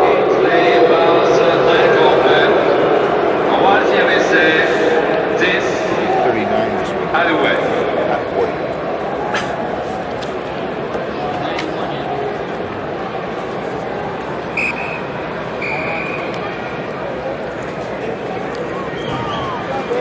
So on third down, here's Wally Buono getting set to punt for the Montreal end zone.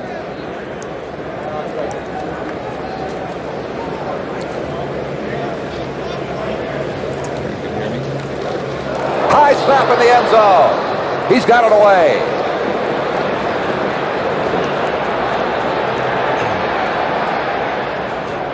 Finally coming up with the ball is Paul Williams, getting out of bounds of the 48-yard line. So again, Lancaster comes back to take over with the ball in the Montreal zone. Well, Bueno, an excellent job of knocking that high snap from center down and getting that ball away and from the end zone.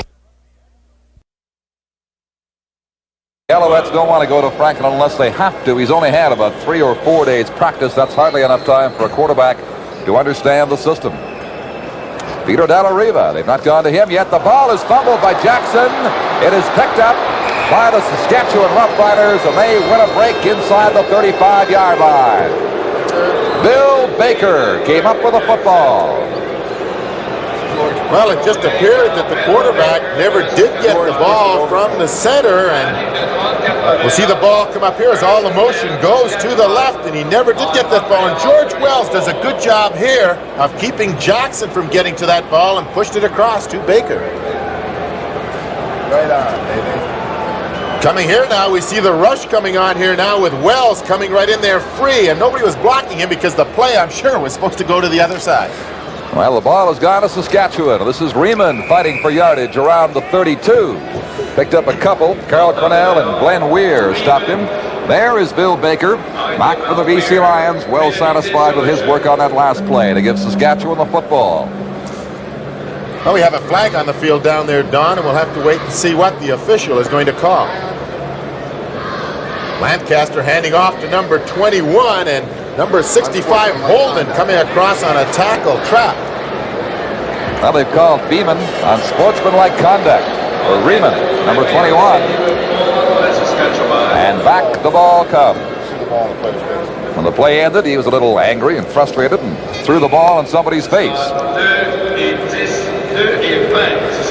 That could be a costly penalty for the Riders, who now go to second down and 20, back between the 42 and the 43 of Montreal.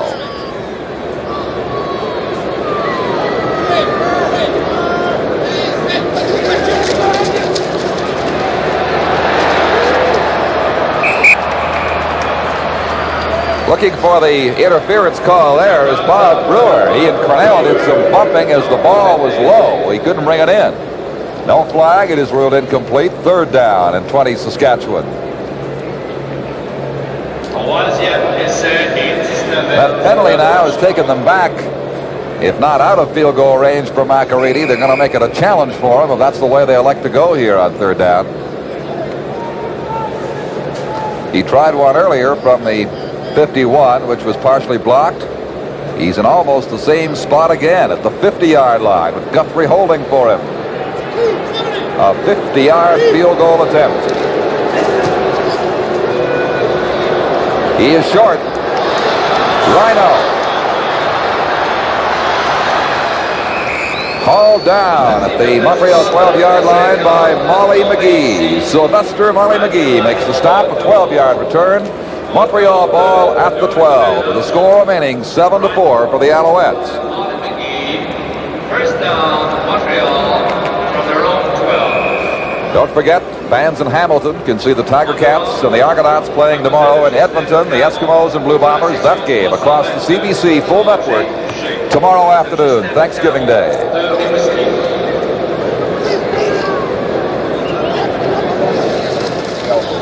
Rick Galvos. Stacked up by Roger Gorey and rolled back right at the line of scrimmage. There'll be no gain. It'll be 2nd and 10. Rick Galvos, the ball carrier. Ronnie Lancaster. I don't know if he appreciates being referred to as Popeye, but we certainly intended to show this man's durability, Russ. No gain. And certainly anyone who can play as well as he has for 18 years in this CFL has that Iron Man image that we pinned down him at the opening of the show. Turning 40 years old this coming week. That is caught, but it's out of bounds. Ruled no catch on Brock Ainsley, and it goes to third down.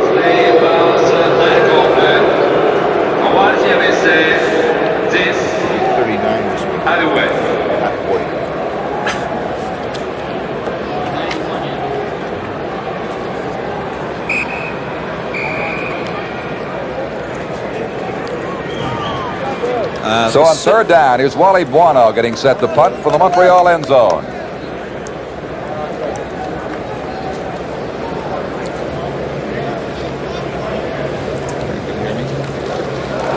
snap in the end zone. He's got it away.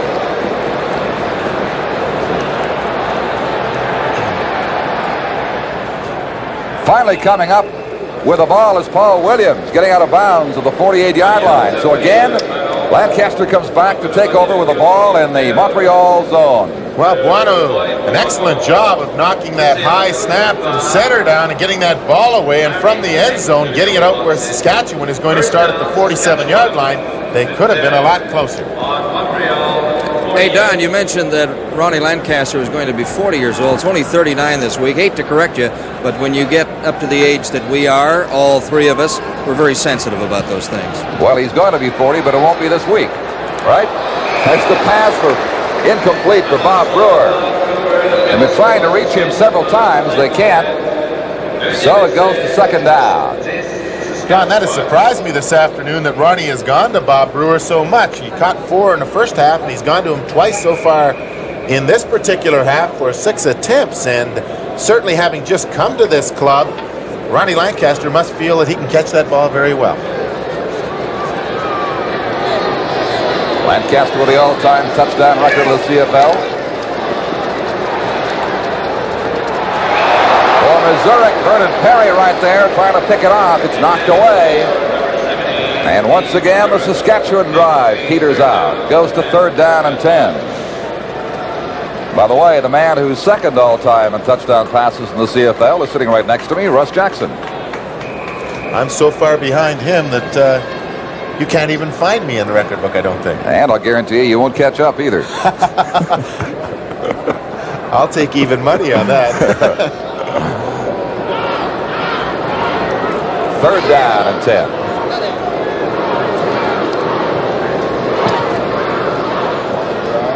Line drive punt. Down to Dickie Harris. He's got room. He's got speed. Look out. Fumbles the ball. Picked up by Saskatchewan. Harris, after a fine run back, lost the football. Was picked up by Brandt. Saskatchewan will take over. They play 4 minutes and 15 seconds in the third quarter. It is still 7-4 for Montreal. Number 18, Dickie Harris, has just dropped his second punt return. This time he wasn't really stripped of the ball as he was that first time by Sam Holden, number 65, after a great return, bringing it back almost to the original line of scrimmage. Lancaster on first down. It is incomplete again. He's trying to go to that big tight end, Bob Brewer, and again frustrated at trying to reach him. Chuck Zapek there applying the coverage, climbing all over the Saskatchewan receiver, trying to get to that football. And it seems that the linebackers are covering that tight end, and this is probably why Ronnie wants to try and get to him. But maybe if he can come to a back underneath the linebacker covering the tight end, he might have a lot more success. Well, they've used Molly McGee swinging out of there so successfully, but not lately in this game. That could be a call coming up any moment now. Or Tommy Riemann. On second down and 10. No, sir. He's going deep on the sidelines. It is too far out of bounds. And McGee complaining that Tony Proudfoot had been interfering with him. I think he's claiming he pushed him out of bounds. So he tried to get to McGee but couldn't reach him. Well, the Montreal defensive backfield, number 23 Proudfoot is starting as the inside safety on the left. You can see Dickie Harris taking his man, pushing him upfield, and this is what Molly McGee complained about right here, as Proudfoot is slowly pushing him down the sideline out of bounds and not allowing him to go by him. Good play, I think, by number 23 Proudfoot. Here's McAreedy's punt, floating down to Rhino. And a good penetrating thrust by Roger Goree brings him down just outside the 10-yard line. So again, Montreal has to start deep. Saskatchewan keeps holding them, getting the ball back in the Montreal half of the field, and then unable to move it as Lancaster has been unsuccessful in his recent pass attempts. Saskatchewan almost living exclusively by the pass, and right now dying by it. 9.5 minutes in the third quarter remain.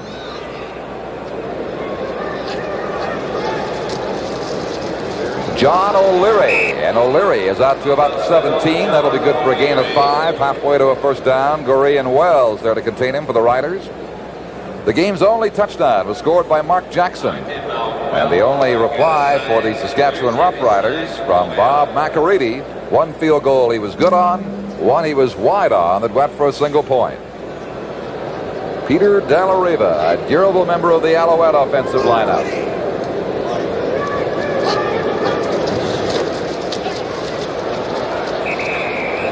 That's John O'Leary, but he may be short of the first down. It's going to be fairly close. They'll call for the yardsticks around the 22. George Wells met him there. Lancaster thinking over the events of the past few offensive series, looking ahead to when he gets the ball back and what he might do with it. And it is short. It is going to be third down, half a yard to go. Well, the fans a little upset with Coach Marv Levy, who is sending on the punting team, feeling that give that offense a little confidence, but it's pretty difficult to do that down around your 22-yard line with only 3 points separating the two teams. You know, we are almost to the halfway mark of this third quarter, 8.5 minutes remaining, and neither team has a first down in this quarter.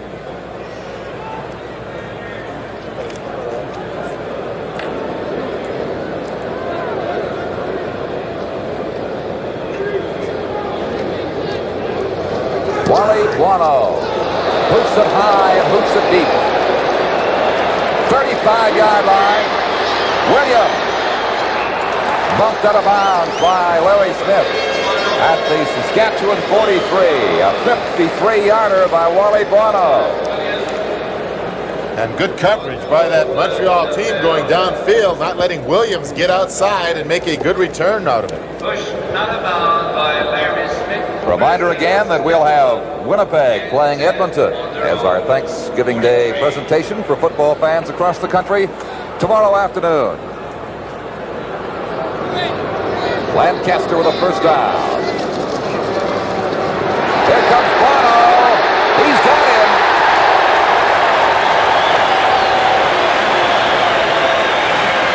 We mentioned that Ronnie's going to be 39 years old, and number 39 got to him that time. And this is one of the few times that they've brought on the linebackers and bringing the linebackers here. Number 77, Ayu, and number 64, Weir, take on the offensive lineman, allowing number 39, Buono, to have a free run at Lancaster and throw him for almost a 20-yard loss. And I think that Wally Buono is probably one of the most improved linebackers in the Eastern CFL this year. He's got the opportunity to play, having let Mike Witcher go, and he's playing every game at that one position. Here goes Molly McGee. No room, out of bounds. Dickie Harris and Chuck Zapek tracked him along the 25-yard line. And so it is going to be third down Saskatchewan and 29 yards to go. Don, going to that play where Buono sacked Ronnie Lancaster, they have not been dogging or blitzing Lancaster because he can hurt you. He's got all that experience, and he'll dump that ball off to those backs so well. And for the first time this game, they came on, Buono went free, and Lancaster didn't read it. You can tend to go to sleep no matter how many years experience you have back there.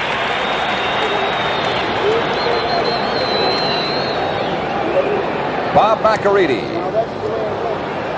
Not too deep, the Montreal 50-yard line. Harris. Dickie Harris.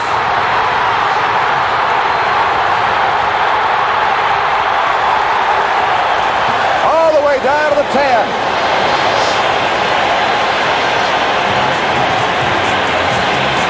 A big run back for Harris. We'll be right back after this. Sets it up on the Saskatchewan 9-yard line. First down and goal to go.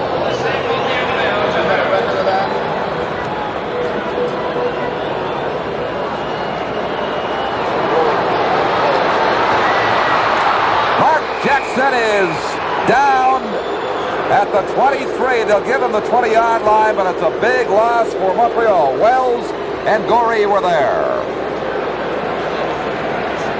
Well, Galbo's coming out to block for him, and number 30, O'Leary, going into the flat. The pass they like to go, but Wells got to the outside, along with Goree, contained the quarterback, Mark Jackson, and he almost lost that ball again, holding it out like that. They could have stripped him of it, And he did that last week in the particular ball game against the Toronto Argonauts twice. Second down and 19 now. For O'Leary, he can't bring it down. Bill Baker was pursuing Jackson, made him release. O'Leary was in a crowd, reached up and couldn't hang on. The Olympic Stadium crowd showing their dissatisfaction here of the Alouettes not being able to convert a big run back by Dickie Harris into a major score.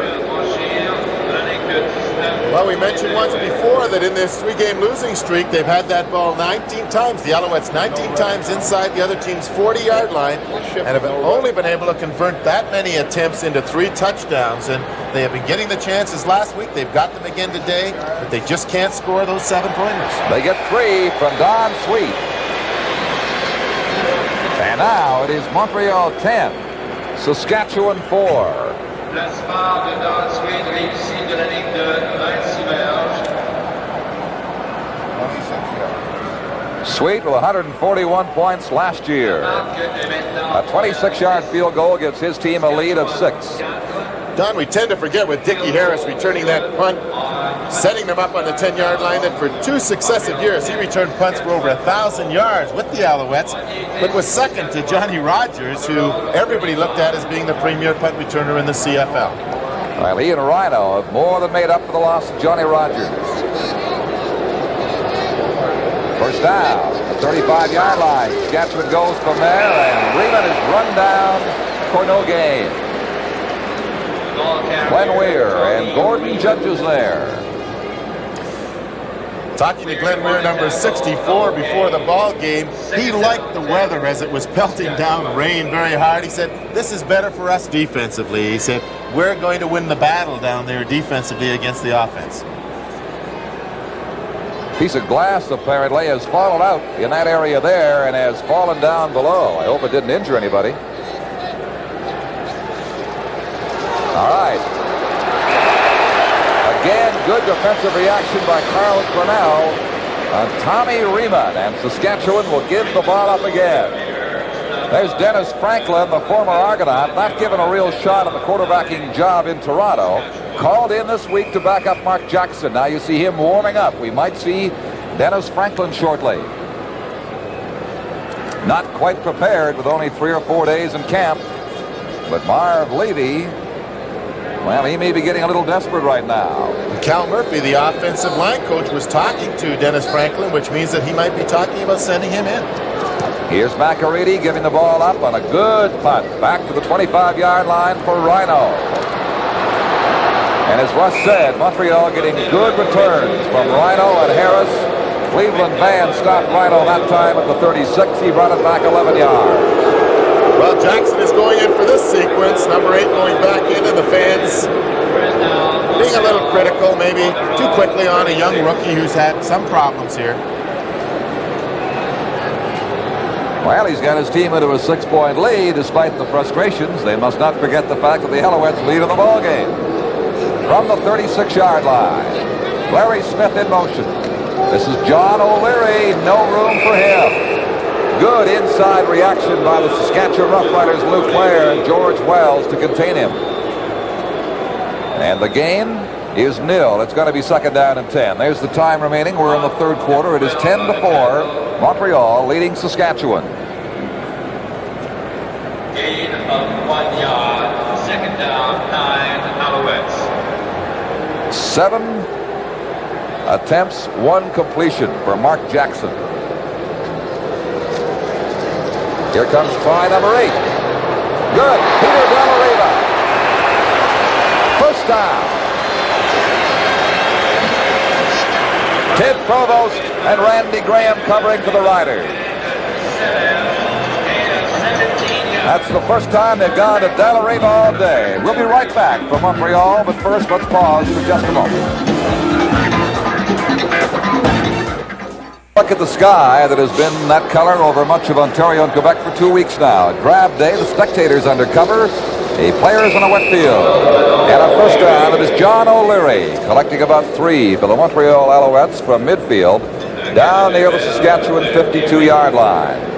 To indicate the fact that neither team has mounted much of an offense today, Dickie Harris, with 106 yards on punt returns, has a higher total than either team's rushing total so far. He's got 2 fumbles thrown in there as well. Second down for Mark Jackson. Complete. Peter Dallarino again at the 40-yard line. Cleveland Van made the hit on him.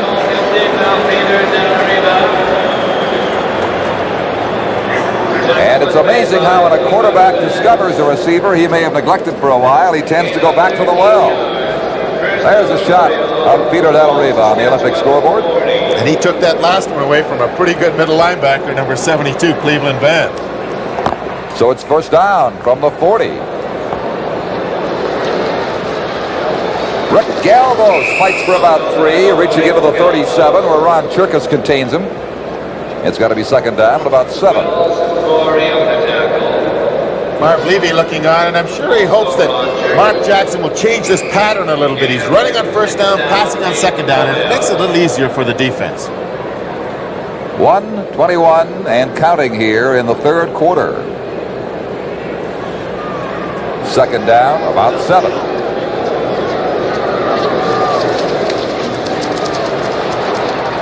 John O'Leary has the first down.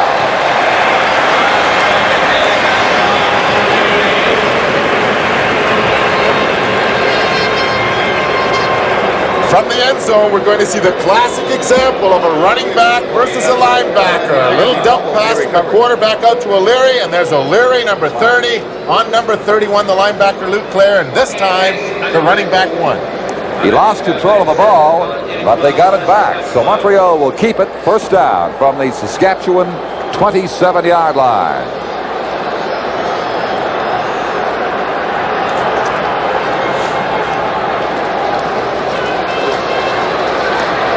Jackson for Brock Ainsley, touchdown!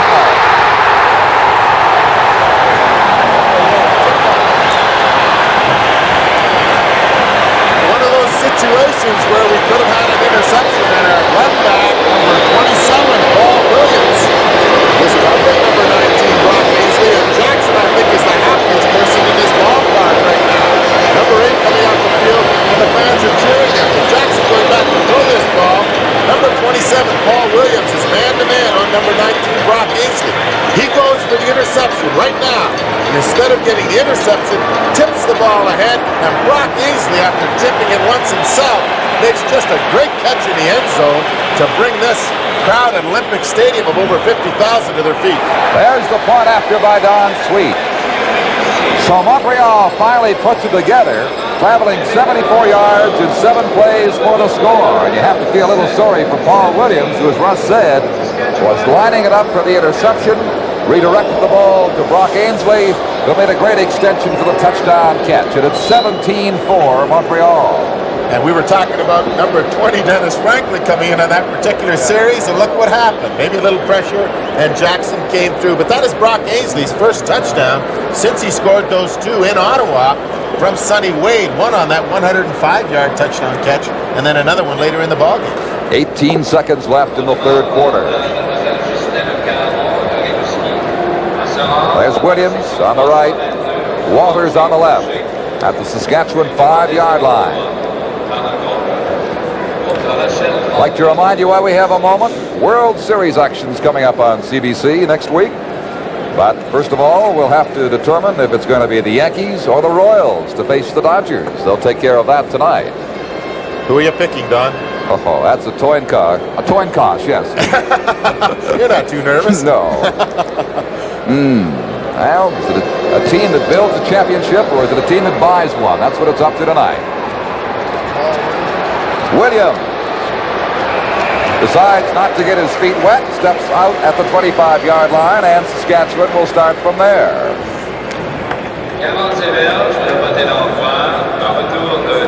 John O'Leary. Russ mentioned the crowd. The Alouettes were concerned that they would have a crowd of under 50,000. They would like to finish the season with the claim that they had no fewer than 50 for every home game. Well, they've announced the crowd at 50,540, so that claim will stand up through today.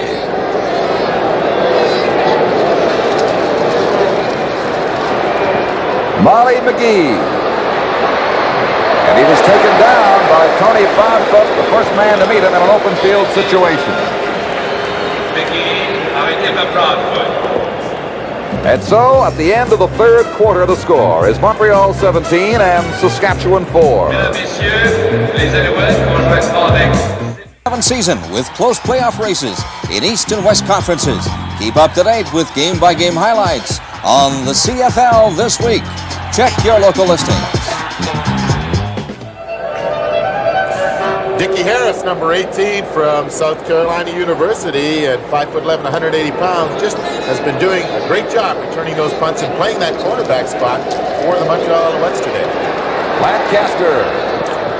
A little bumping going on there. Yes, they call pass interference against Tony Proudfoot.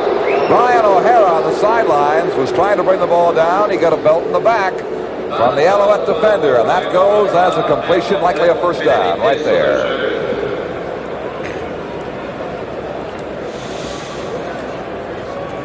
First down, Saskatchewan. They're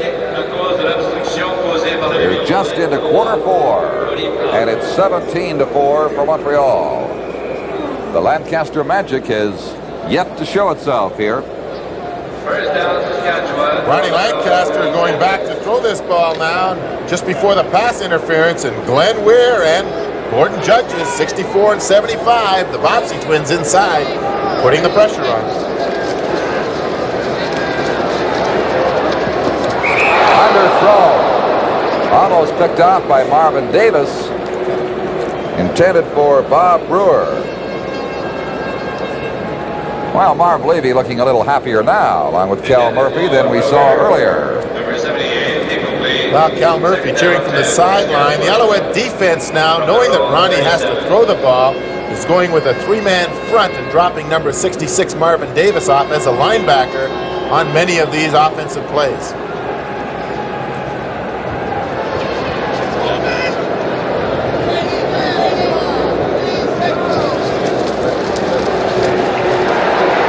Lancaster for Walters. That is a fumble. It's still free. Saskatchewan has it back. A flag is down.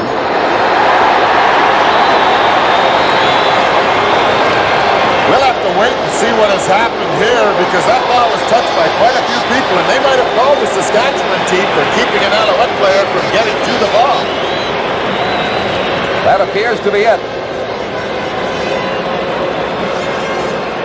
Pass completed to Joey Walters. Fumble. Penalty on the play. This will take some time to discuss this one with the respective quarterbacks Randall and Lancaster.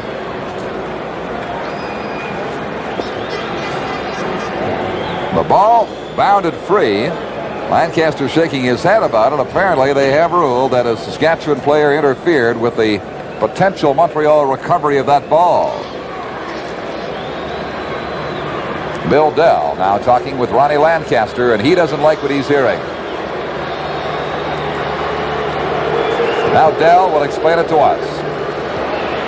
Illegal interference on a loose ball by Saskatchewan. On the loose ball. First down, Montreal. Unnecessary roughness on Montreal. 15-yard penalty and a first down. Ronnie Lancaster going back, and we've got a blitz. Number 39 and 76, Guano and Zapek were picked up well by the Saskatchewan offensive line. But as Walters caught that ball, Perry punished him and threw that ball away. And we see them holding on now. They call, I assume it's number 70, Mazurek, for holding onto the Alouette player and preventing him from getting the ball. Then Montreal tagged with the necessary roughness. That takes it back, but they still keep it. Vernon Perry was the culprit on that infraction. Now somebody had too much to say, and they're going to mark it up. 10 more yards.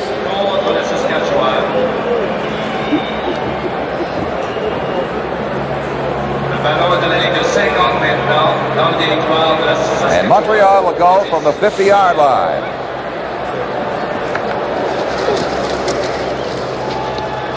Mark Jackson Hauled down by number 31, Lou Claire, as he was breaking toward the sideline. That limits the gain to about 3. Jackson, tackled by... Another flag is down.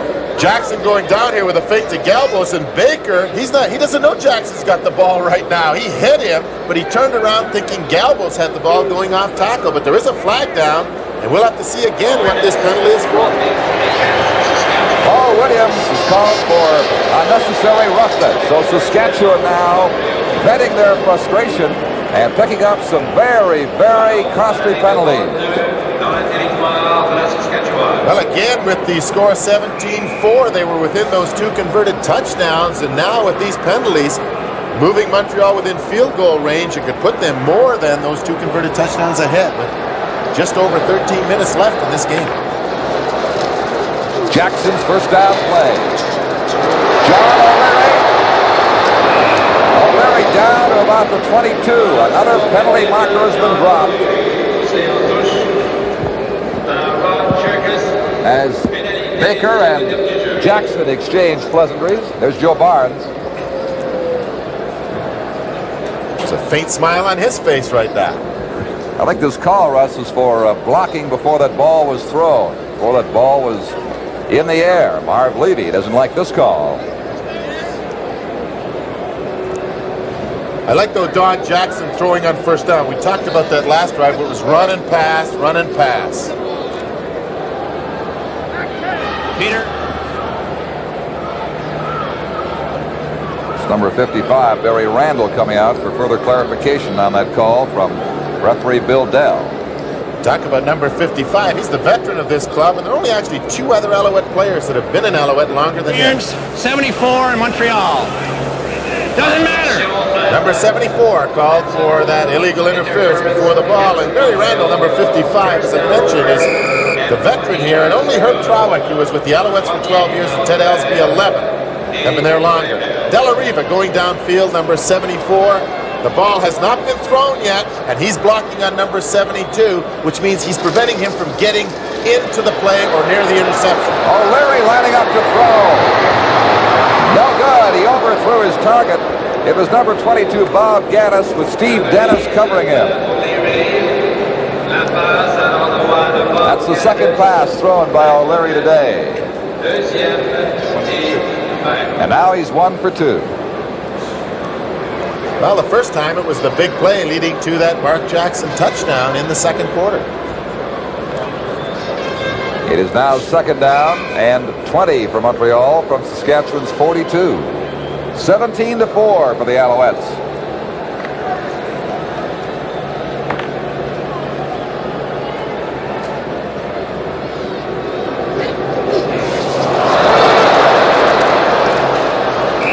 Well, there was early movement there by the right side of that Saskatchewan line. I think the man you're looking at, Bill Baker, maybe offside, unless he was drawn there by some premature motion by the Alouettes. Yes, they call Baker offside. Offside, Saskatchewan. Second down, 15. So the Alouettes pick up 5. It'll be second down and 15 now from the 37. Brock Ainsley, 19, going right. Number 22, Bob Gaddis, wide left.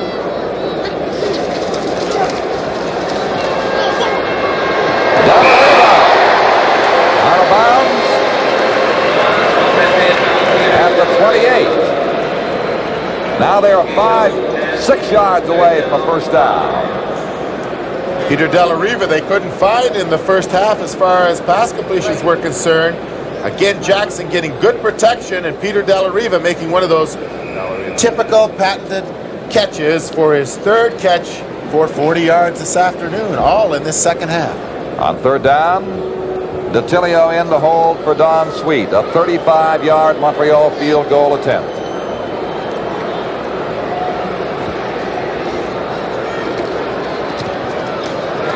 He's good. Don Sweet is 2 for 2 today. And the Alouettes jump their lead to 20-4 over Saskatchewan. We'll be right back. As Saskatchewan trails by 16 points, 20-4. First down from the 35. Lancaster wobbles a long one right to Vernon Perry. And a penalty marker has been thrown after the interception. Vernon Perry may get credit for that interception, but number 64, Glenn Weir, should get at least 50% of it, because he certainly put the rush on Ron Lancaster and caused him to throw that ball up in the air. 64 playing defensive tackle now, beats 2 men. He knocked off the first guard and put the pressure on, causing that ball to be thrown up a little bit like a wounded duck, but when you see somebody that size coming in on you, you certainly do that. Then you saw Wally Buono come in and clip a Saskatchewan player. That's what the penalty marker was for. The Alouettes keep the ball, but back at their own 33, and they'll go first down from there. And there's the attendance, 50,540. Small by standards here in Montreal, but a fine crowd nonetheless. 2 flags on this play. O'Leary got out around the 35, 36-yard line, but the penalty markers will have a bearing on it.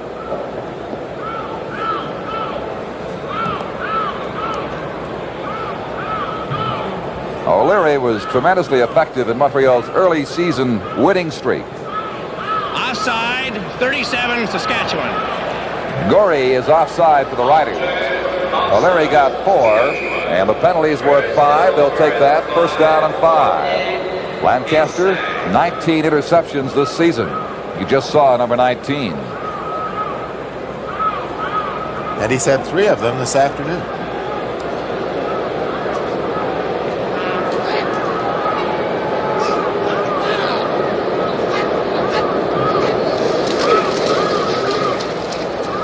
O'Leary to about the 40, getting 2. Bill Baker stopped him. It'll be second down and 3. We have just under 11 minutes remaining now. Bill Baker, number 76 on isolation here, takes on Yoakum, and they're 2 big ones meeting each other, and Baker wins it because he does not let Yoakum move him one way or the other. He stays right in the hole. But I've been watching number 8, Mark Jackson, as we look at Baker, number 76, and Leclerc, 31, and he's been bobbing his head a little bit, and he better be careful. The official's going to call him. O'Leary runs into Cleveland Van and Ron Churkus, and is close to a first down. They will call for a measurement requested by Montreal. Reminder again that tomorrow it is Winnipeg and Edmonton on the CBC network, with the Edmonton area, of course, blacked out. Big crowd expected at Clark Stadium. And in Hamilton, the Tiger Cats will play Toronto in a big Thanksgiving Day game. Is the tip of the ball there or not? Should we get into our centimeters? That has to be a fraction of a centimeter, and it is good enough for a first down. Good blocking by this left side of that offensive line. Dan Yoakum, number 67, and Ray Watrin, 52. And coming right at your camera is number 30, John O'Leary, just getting that first down. At the 43-yard line. O'Leary and Galvos, flare right. Jackson has to throw in a hurry. He makes it good to Gaddis. A flag thrown after the catch by Gaddis at center field.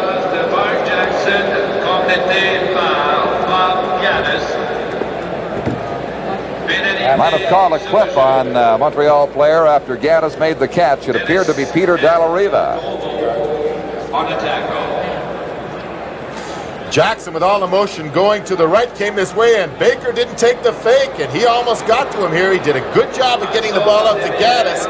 And number 74, Peter Dallariva, comes into the play late and makes a clip right here on number 26, Dennis. Steve Dennis, who was making the tackle. And Peter Dallariva, trying to help out, made the particular penalty, but the first down had been made prior to the penalty. So with the 15 yards, we're back at the 40-yard line with a first down. Well, for Montreal, the important thing is they keep the ball. Doesn't really matter where it is in the field. They're killing off valuable time. 9:40 left now. Rick Galvos struggling out to around the 44 in the grasp of Leclerc. And another penalty marker is down over on the far side of the field. The first half was really virtually penalty-free by comparison. This one would appear to be a legal procedure against Montreal.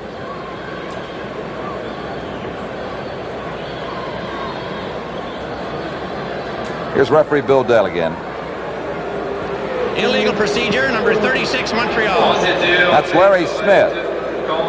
He moved early, so it's first down and 15 back at the 35-yard line. Montreal's been in that area the last, I don't know, half dozen or 8 plays. Well, the illegal procedure with number 36 moving in that no man's land at the line of scrimmage. Jackson being chased away back, and he's down inside the 20-yard line by George Wells. Un sac de carrière par Wells sur Jackson. Une perte de 16 verges, a loss of 16 yards. Wells did his job on that play, and the ball now back at the 19-yard line. Second down, 31 yards. You've got 31 to go on second down with 8:55 remaining. Well, Marv's unhappy again. It's tough to stay happy very long as a football coach. Yes, happiness is elusive in that area. This man is not exactly enjoying himself very much at the moment. His team down 20-4. O'Leary with a burst out to the 32. Called down by Ted Provost, number 10. But they're going to be a long way from the first down objective, and will be punting now as the Alouettes on that series of plays from around the 50 back to the 25-yard line or so must have killed off 5 minutes of playing time. O'Leary with 39 yards on the day, Walter 17, and Williams 27. A wait in the area of the Saskatchewan 35-yard line. There's the end zone view of the punting lineup and the punter, Wally Buono. Big charge in there by the Saskatchewan Roughriders. Larry Bird, a flag is thrown. That's Walters getting out to about the 53-yard line. Only a 31-yard punt that time by Buono. Walters, an ex-Winnipeg Blue Bomber. Wayne Conrad inside the 5-yard restraining zone. So they'll move it downfield. Walters taking this ball, and Conrad, who had centered the ball, quite often there's no one over top of him, gets down there and inside that 5-yard restraining zone, and Saskatchewan, who've had quite a few opportunities this afternoon, have just not been able to score that touchdown. First down now from the Montreal 47.5.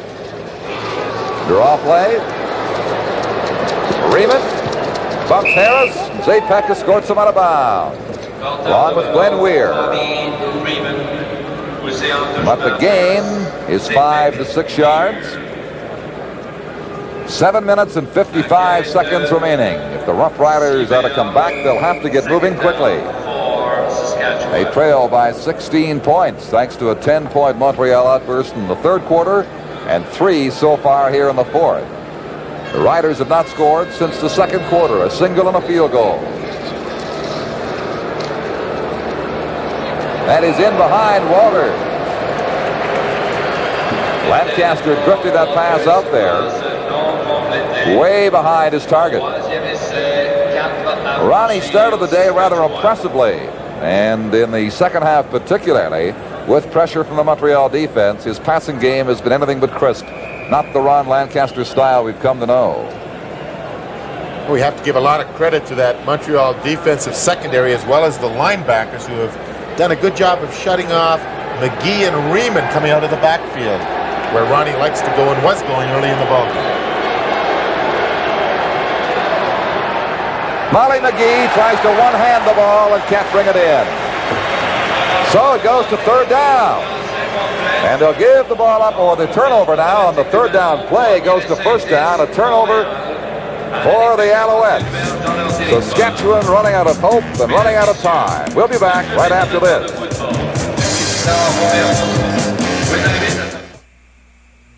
All with 7 minutes and 10 seconds remaining. Larry Smith out to the 51, close to a first down. The Alouettes in command, 20-4. Larry Smith, the fine Canadian out of Bishop's University. He's had his injuries this season. Battled around in the Ottawa game, again against Hamilton a couple of weeks ago. Another fine example of a very durable kind of football player, Russ. And has played many positions for this Alouette team over the last few years. When they needed a fullback, he played fullback. If they needed a running back. This year, he and Peter Delariva, two good Canadians playing those wing-back spots in this new Marv Levy offense. And Marvin Davis, cheering the offense on, wants a little rest on the sideline. They go for the first down. They get it. Mark Jackson leans in there, and a quarterback sneak to pick up the few centimeters he needed for the first down. Well, football, as you know, they say will never go metric. It simply wouldn't work out. It may be the last stronghold of the English measure system with the yards we have in football. It's been talked about, but there are no plans in North America to convert it to metric. Yet. High school football around Toronto is metric now. Yep.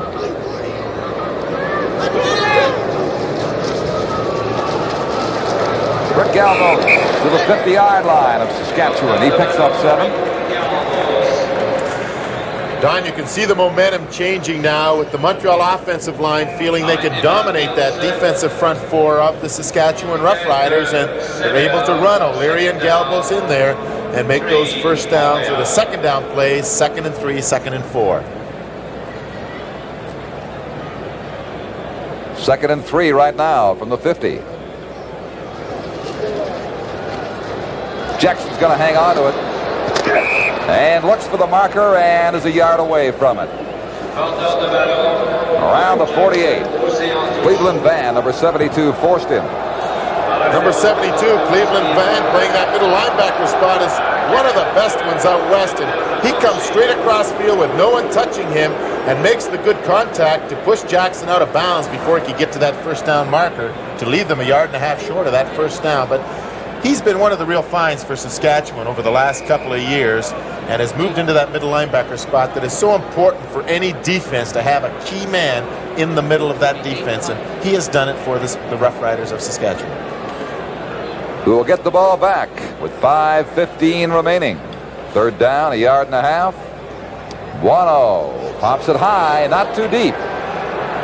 In a crowd, there'll be no yards there as Joey Walters. He gets spun back. Ian Mofford finally comes in to nail him. But the Alouettes were in too close again. 27 yards, the length of that punt.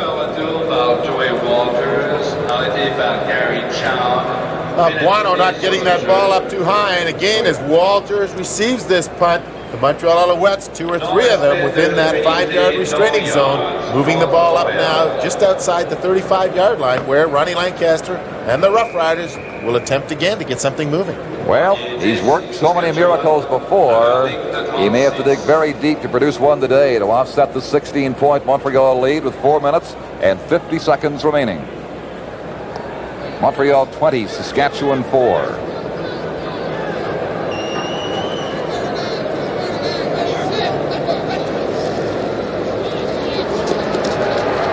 That's Riemann out to about the 40-yard line, getting 4. Wally Guano and Tony Proudfoot there to meet him. He's 2nd down, about 6. If Montreal hangs on to this lead, as it appears they will open up a 4-game lead in first place in the CFL East, with Hamilton playing Toronto tomorrow. Saskatchewan loses, they remain tied for 2nd with Winnipeg. The Bombers get a chance to improve that in Edmonton tomorrow.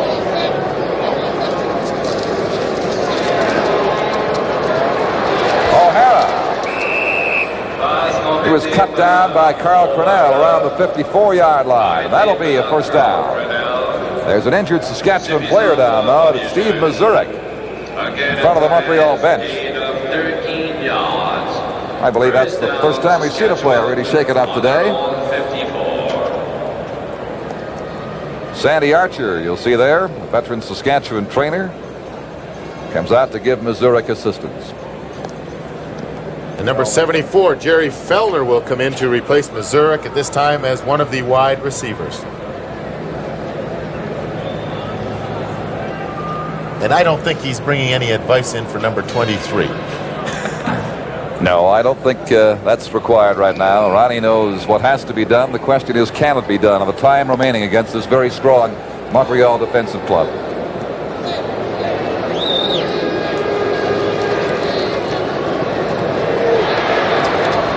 He's going deep for O'Hara. He's got him! And at the 3-yard line, he's hauled down from behind by Tony Proudfoot. Ronnie Lancaster getting good pass protection, a 4-man rush. They turned all the pass rush to the outside here, and O'Hara went down, and Proudfoot had the deep outside. Dickie Harris was short on the outside. Proudfoot had the deep outside. He got in behind him, and Rhino, number 21, came across with a saving tackle.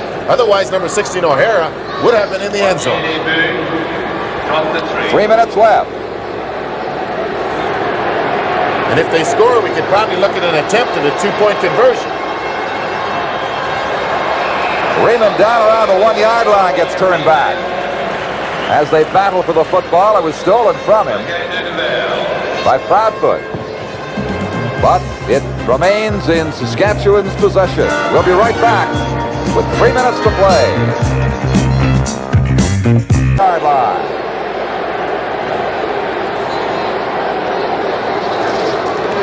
Raymond, touchdown.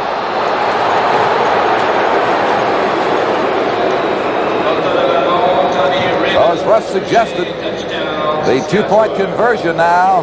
There's the sign from Jim Eddy, go for 2. The score is 20-10. 2 points, if they get them, would leave them 8 behind.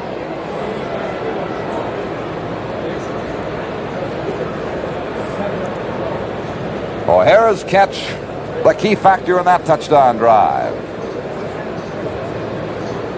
And there have been miracles performed before by this team. Lancaster going for 2 points. Lobs it up for O'Hara, nowhere near him. They got mixed up. O'Hara cut back inside. The pass went out to the corner, and they get nothing on the convert. It remains 20-10. So Saskatchewan, a converted touchdown and a field goal away with 2 minutes and 41 seconds left. And the situation there, as I'm sure all the fans know, that if they could have converted that 2-point conversion, it would have left them with a chance of scoring another touchdown and another 2-point conversion of tying this ball game. And I would think you can look for the short kickoff right here. They must get that ball back in a hurry. Their choice is to, with the time remaining, to get 2 offensive scoring plays in, a field goal and a touchdown at least. Either kick deep and hope to hold Montreal, but the Alouettes can use up some of that 2:41 if they get the ball, or attempt it right now and a short kickoff to take over around midfield. And I'm surprised that Marv Levy maybe hasn't got some better hands up front on that line. He's still got some of his offensive linemen up close, 10 yards from where that ball will be kicked. McAreedy will try it. It's gone to 10 yards. Right to Wally Buono. A flag is down. Saskatchewan is offside on the kickoff. McAreedy hit it a bit too far. They will likely decline that penalty, the Alouettes, and take it right there at their own 46-yard line and endeavor to use up as much time as they possibly can. He was offside. For Saskatchewan, Steve Dennis was offside on the kickoff. 2:40 left. They are 10 points apart. Mark Jackson directs the Alouettes on this first down play. He's gone all the way.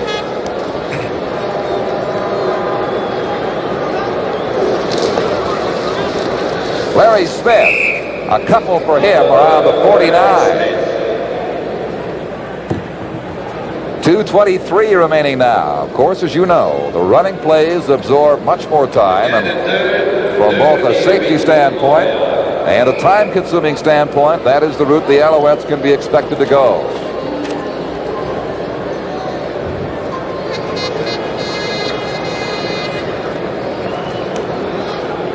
Second down and 8. Ian Mofford in offensively, players wide right. That's Rick Galbo's battling his way out, but short of a first down to about the 54. They're 3 away from the first down. Exactly 2 minutes remaining. Arrêté par Louis Claire. Gain de 5. Cleveland Band, number 72, who's played a strong game defensively with Saskatchewan on isolation, thanks to Whit Tucker, sets up there, takes on the offensive center's block, Wayne Conrad, and makes the tackle, stopping Galbo short of that first down. It's 3rd and 2. A high snap to Wally Bono. The ball rolling back inside the 20-yard line. He's down. Saskatchewan's going to take over right there and don't go away. Not how important that two-point conversion could have been right now, but we still have a ball game because right now Saskatchewan can score in a hurry. We could have another short kickoff, but they have been having problems. That ball has gone over Buono's head a few times. The previous times he has been able to take that ball, knock it down, and get it away, but Wayne Conrad has been having the problems, and this time he's put Saskatchewan on the Alouette 15-yard line, and Buono has been having those problems. He's fielding that ball from Conrad all afternoon. 1 minute, 38 seconds remaining.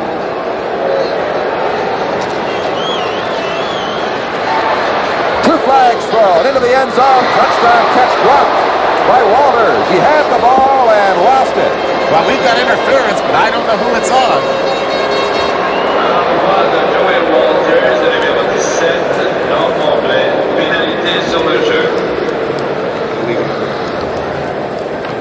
It appears to be against Vernon Perry of the Alouettes, number 37. 1:33 left. Well, we know it's against Montreal. Walters could have eliminated any and all concern about that penalty by hanging on to the football. Number 37, Montreal, illegal pass interference. It is Vernon Perry. The ball will go down to the 4-yard line. Brock Ainsley, as anxious as any Alouette right now. Ronnie Lancaster going down now, and Vernon Perry is the one who gets called for holding that receiver. And even then, Walters got away from him and dropped the ball. But the clock won't start now until the ball has been centered following that penalty.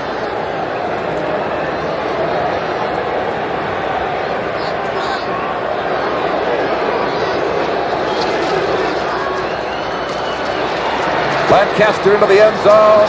Touchdown! O'Hara. 1:26 left, and it's 20-16. O'Hara, all he did was run into the end zone, go as deep as he could, pushing the defender by, and then Lancaster threw it low and in front of him, and he came back for the ball here with number 21 Rhino doing a good job of covering him, but you just can't knock that ball away. Again on ISO, we see O'Hara going downfield, and he pushes deep into the end zone here. Then he comes back, and Lancaster keeps it low and away from the defender, and number 27 Crump tried to knock it loose, but he couldn't. And they'll probably go for that 2 points again, and look out. If they don't get the 2 points, they'll have to get another touchdown to win this ball game. Going for 2.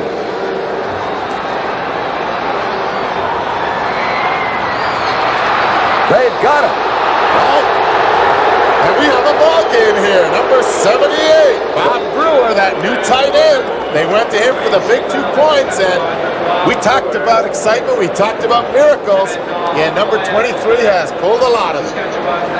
The Alouettes complained Brewer was out of bounds. But he was carefully out, Don, I think. Watch this now as Brewer goes up for the ball, and I believe number 27, Crump, actually pushes him out. And if he did, no matter whether he's out of bounds or not, you cannot propel that offensive receiver out of bounds, which, whether he was out of bounds or not, I think Crump did push him, and it was a good call by the official. And here we go with 1 minute and 26 seconds, another short kickoff. And what was a very comfortable lead about 2 minutes ago is very suspect right now. We have the sun coming out, blue skies overhead, but the Alouettes' outlook is gloomy right now as they are being threatened by the Saskatchewan Roughriders. 20-18. And suddenly we're in for a most dramatic finish here at the Olympic Stadium. Macarini, the short kickoff attempt again. He missed the first time. Detelio gave it right to a Saskatchewan player. back to an Alouette.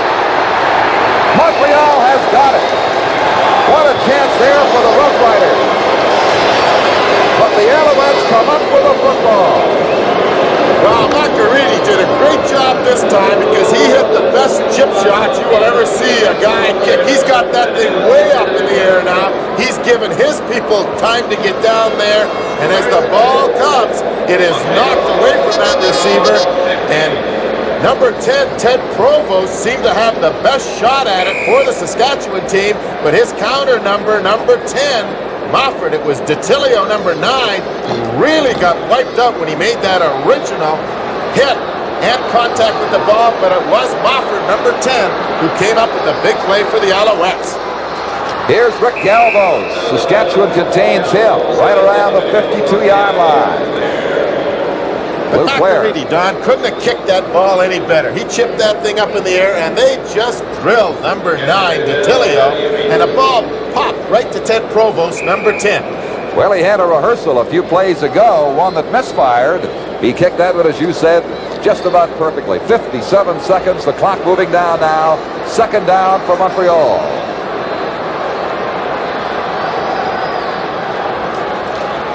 Jackson will keep. He gets out to within about 3 yards of a first down, but that is all. And we have 45 seconds left. And Saskatchewan's going to get one more crack at it. Remember, if they could get anywhere close, a field goal would win it for them. But with Montreal punting, it'll take a great run back with the Roughriders and a couple of sharply executed plays to get down into range. Do you think Conrad is thinking about centering this ball back right now? If he remembers, of course, what happened the last time. It sailed over the head of Wally Buono. This one is low. And here they come. Look out. Look out. Buono getting away. The first down. He's got it. And there's the play of the game. How about that? The Saskatchewan Roughriders, for everybody but one person, they went back. Tommy Reedman to field the punt. The snap was low. Buono kicked the ball, and he got outside the containment, and you can see Jim Eddy and his staff very dejected on the sideline. But here's the center. Everybody, 11 men are coming on, and Buono couldn't get away, and they lost containment on that side, and Carl Purnell gave the one block that was necessary for Buono to get outside and make the play. And that has to be the biggest play of the ball game, and I'm sure Wayne Conrad is going to have nightmares tonight. He'll thank Wally Buono that it didn't cost him a ball game. 18 seconds remaining. It's been quite a final 5 minutes here in Montreal. It was 20-4. Saskatchewan roaring back with a pair of touchdowns. One unconverted, one with a two-point conversion. Then the attempt by Macariti, which just failed with a short kickoff. Then the low snap. You saw what Wally Buono did to bail himself out. Montreal could kill it off. There's no time left on the clock. Down goes Jackson. The Alouettes hang on to a victory.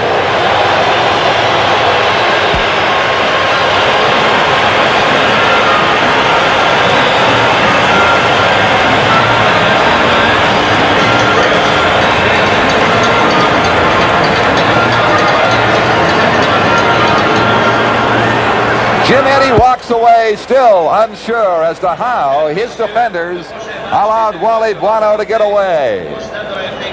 The Riders, with one of their patented finishes, almost pulled it off but fell short. The final score is Montreal 20 and Saskatchewan 18.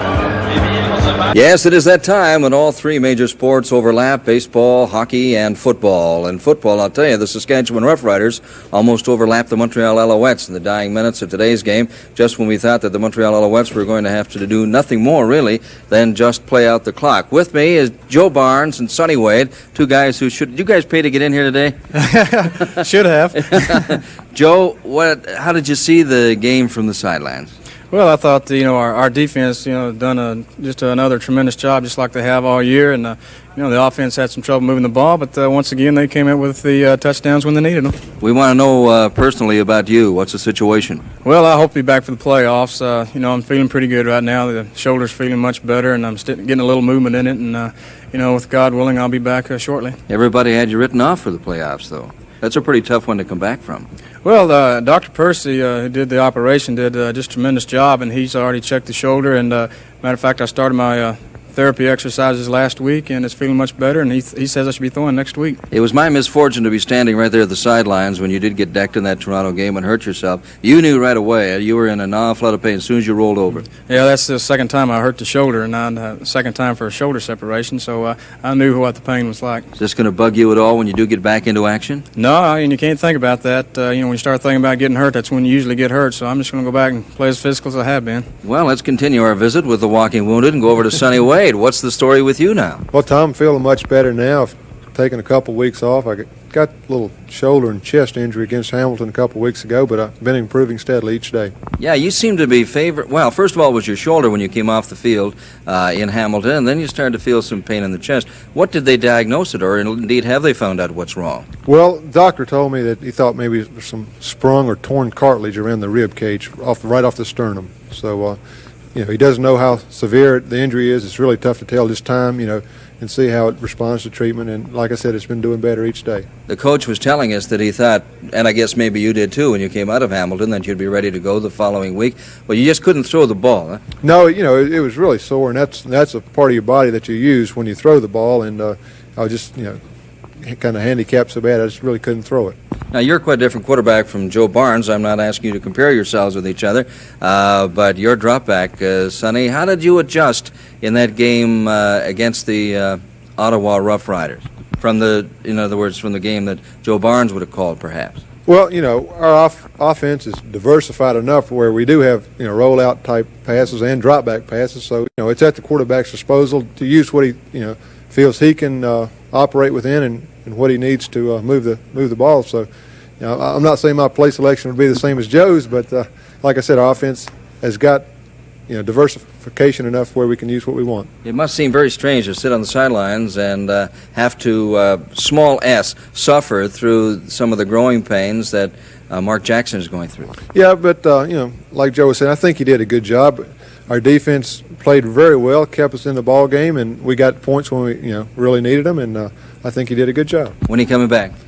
Hopefully next week. Okay, we'll be watching for you. Thank you very much, Joe Barnes, for talking with us. Now, let's go over on this side. Dickie Harris, a man who had an extremely busy afternoon, Dick. Tom, I certainly did. I've had a few punts there. I fumbled a couple, I guess, too, which luckily we covered one, I think, and in fact, we lost both of them, really. This Rand Lancaster gives you fits, doesn't he? Oh, he's a super quarterback. He's a guy that's been around, I guess, lost count, I guess 19 years now, and he reads coverage as super, and you really got to mix it up on him and try to keep him guessing, because if you give him anything too steady, he'll just pick you apart. Let's take a look at some of your action. I think we have a punt return down here for you. Let's see if we can pick you out here. That's a pretty small screen from our vantage point here. Yeah. Well, I think we had almost fumbled the ball right there, and I got it, and this was a middle return, and just right up the old gut there, and got by a couple guys, and actually ran out of steam here. I was a little tired. Thought I was going to go for a second. The kicker had a little angle, but the old Jets just didn't kick in there. Well, you gave it quite a shot. There's no doubt about that. What'd they throw at you? Anything surprising? Oh, no, they threw the regular stuff. Ronnie mixes it up, like I said. He kind of picks away at you sometimes, throwing the short stuff, but you always got to, if you play too close on him, we'll go deep on you, and I think we played super defense for most of the game until the very end there. I think we got a little lax. We had the one bomb and put him back in the game, and all of a sudden, bang, like I said, you give Ronnie a chance, and they're right there knocking on your door. Well, defensively, you played a very fine football game. Let's go over on the other side and find out from Mark Jackson about the offense. Mark? Well, we were sputtering there, I guess, in the first half, and they were doing a good job defense in our sprint out. So, they're in the second half in a couple of long situations. I just decided to go the drop back pass, and got plenty of time to throw, and we just picked up a couple of crucial first downs, and then Brock came up with the big catch down there on the goal line, super catch, and we picked up a little, but still need to get a little more consistency, I think. I really thought that was the turning point maybe of the football game. I thought Williams shouldn't have gone for the interception. I think that's basically what he did, don't you? Yes, sir. he just made a break on the ball, and it went right through his hands, and Brock was right there to pick it up and did a super job hanging on to it. Let's take another look at it and just see the situation here. It's just a straight drop back here with Brock on a quick post, and he just tried to, hit in behind the zone right there, and Brock did a super job reacting to the ball after it was tipped. Well, on our replay here, I didn't have a chance to see it during our telecast, but certainly Williams was beaten by Ainsley anyway. Yeah, I guess he was, but he made a good recovery on the ball, broke real well on the ball, and almost came up with the interception. And, that's the type of thing that kind of turns the ball game away. It's kind of nice for yourself to get a touchdown. Oh, yeah. After last week, it was an awful shaky start, and, I played a little better this week, I feel like, but, I feel like that I need a little more consistency. Well, you're going to get it, I would think. Good luck to you, and thanks for coming in and talking with us. Nice victory. Thank you. Well, we don't know if Mark Jackson is going to end up in the Hall of Fame, but we have had some new members this year. One of them happens to be Tommy Joe Coffey, both great player, both the Western Conference and the Eastern Conference. Here's Don Chevrier.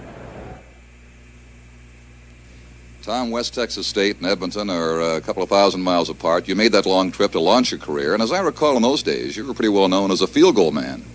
Well, in those days, Don, I think I was about everything. I was one of those people that wasn't really proficient enough either offensively or defensively, so I had to play both in order to keep my job. That was 1959, goes back when you were a young man, and so was I. Way back. Way back, and in those days you did have to play both ways, and I kicked the odd field goal, and I run down under the odd punt, and I run down under the odd kickoff, and I've got a couple of interceptions in there somewhere, but it was a little tougher then, I think. I remember one field goal, I'm sure you do too. It resulted in the Western Championship for Edmonton in 1960, produced a final score of 4-2 in Winnipeg, and that's one I'm sure you won't forget. Well, Don, that was a long time ago, That was an exceptionally tough series that year because we had played 5 games in I think it was 12 or 13 days, and you know how cold it can get in Winnipeg in November. It was exceptionally cold.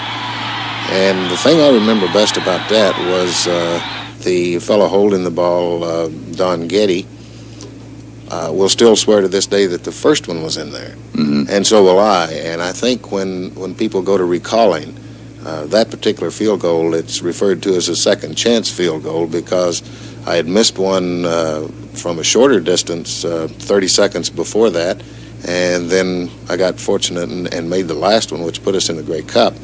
And Getty will tell you to this day that first one was in there, and so will I. However, the guy in the striped shirt behind us says no, it wasn't. But that's a field goal that's remembered as a second chance.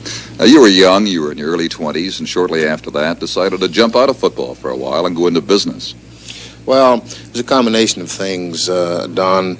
I didn't feel that in 1961 I could play because I had broken a bone in my right wrist, and I had really played in 59 and 60 with that bone still broken. And I thought it was a good opportunity, and I didn't feel that I was physically capable of playing in 1961. Therefore, I went into business and, in fact, had 2 operations on my wrist coming back in, and I reflect back on it. I think it's one of the best things that ever happened to me because I was just another football player during 59 and 60, and I came back in 62, got a golden opportunity to play several positions, and Jackie Parker chose to throw the ball to me quite often, and I was fortunate to be able to catch it. And from 1962 until the time I quit, everything just came up roses, really. Well, in a sense, when you came to Hamilton, it was a brand new career because by then it wasn't a case of playing all over the field. You knew what your position was basically and became a specialist in that area as a receiver. Well, this is very true. The change from 1966 to 1967 was something completely new because in 1966 I still played some defense, and I remember one particular game that my job, of all things, was to cover Hugh Campbell. And I didn't do a bad job because Hugh only caught 1 ball this particular game, and it was for a touchdown. And that's the only one that Hugh had caught. And I didn't play another down to defense after I moved to Hamilton. and was really used more as a wide receiver, whereas in Edmonton I played in tight, I played outside, and I run out of the backfield, and it was a really, as you say, a new career all over. You set records. As you look back on it now in retrospect, is there anything that you didn't get done as a pro football player, anything you would like to have achieved? Well, Don, I think there's a lot of things that if I sat here and said that no, there's nothing that I wanted to achieve that I didn't, that would make me arrogant, and also it'd be fictitious, because there's a lot of things I would have liked to have done that I wasn't able to do. I would have dearly loved to have been able to win the Shenley Award one of the 7 times that I was nominated for it, but somewhere or other I never did manage that. I would have liked to have played a couple more years with Jackie Parker. I felt very fortunate in being able to line up and in fact room with Hal Patterson for a preseason and 2 league games until such time as he got hurt in Montreal and finished his career. And there's only one other pass receiver in the history of the Canadian Football League that I admired, and that was Hal Patterson. And I thought it was a great thrill that I was going to get to play on the same team with him. I could go on for hours on reflections, and I sometimes wish that I had been smart enough to keep a diary. From the day that I first started, I could tell you stories that you could laugh for 100 years at some of the things that I've seen. I can recall them. Well, let me ask you this about... I would have loved to have done that. About your disappointment in the Shenley Awards, and that certainly is valid. Does your selection to the Hall of Fame in some way make up for that? Well, you can never go back and make up for anything, can you? You miss one thing, you miss it. It doesn't come back. My selection in the Hall of Fame comes as probably, Don, the greatest single honor that I've had in connection with the Canadian Football League. And the reason that being is, as you know, and as Mr. Goddard said earlier, you have to be out of football for 3 years before you're eligible. Well, I've only been out for 3 years. This is the first year that there's only been 2 players inducted. There's been 6 or 7 or 8 inducted. And I went around a lot of outstanding football players and was put into the Hall of Fame in the first possible chance that I could have been. And for me, this is a great single honor to be able to leapfrog possibly over some players that deserve to be in more so than I.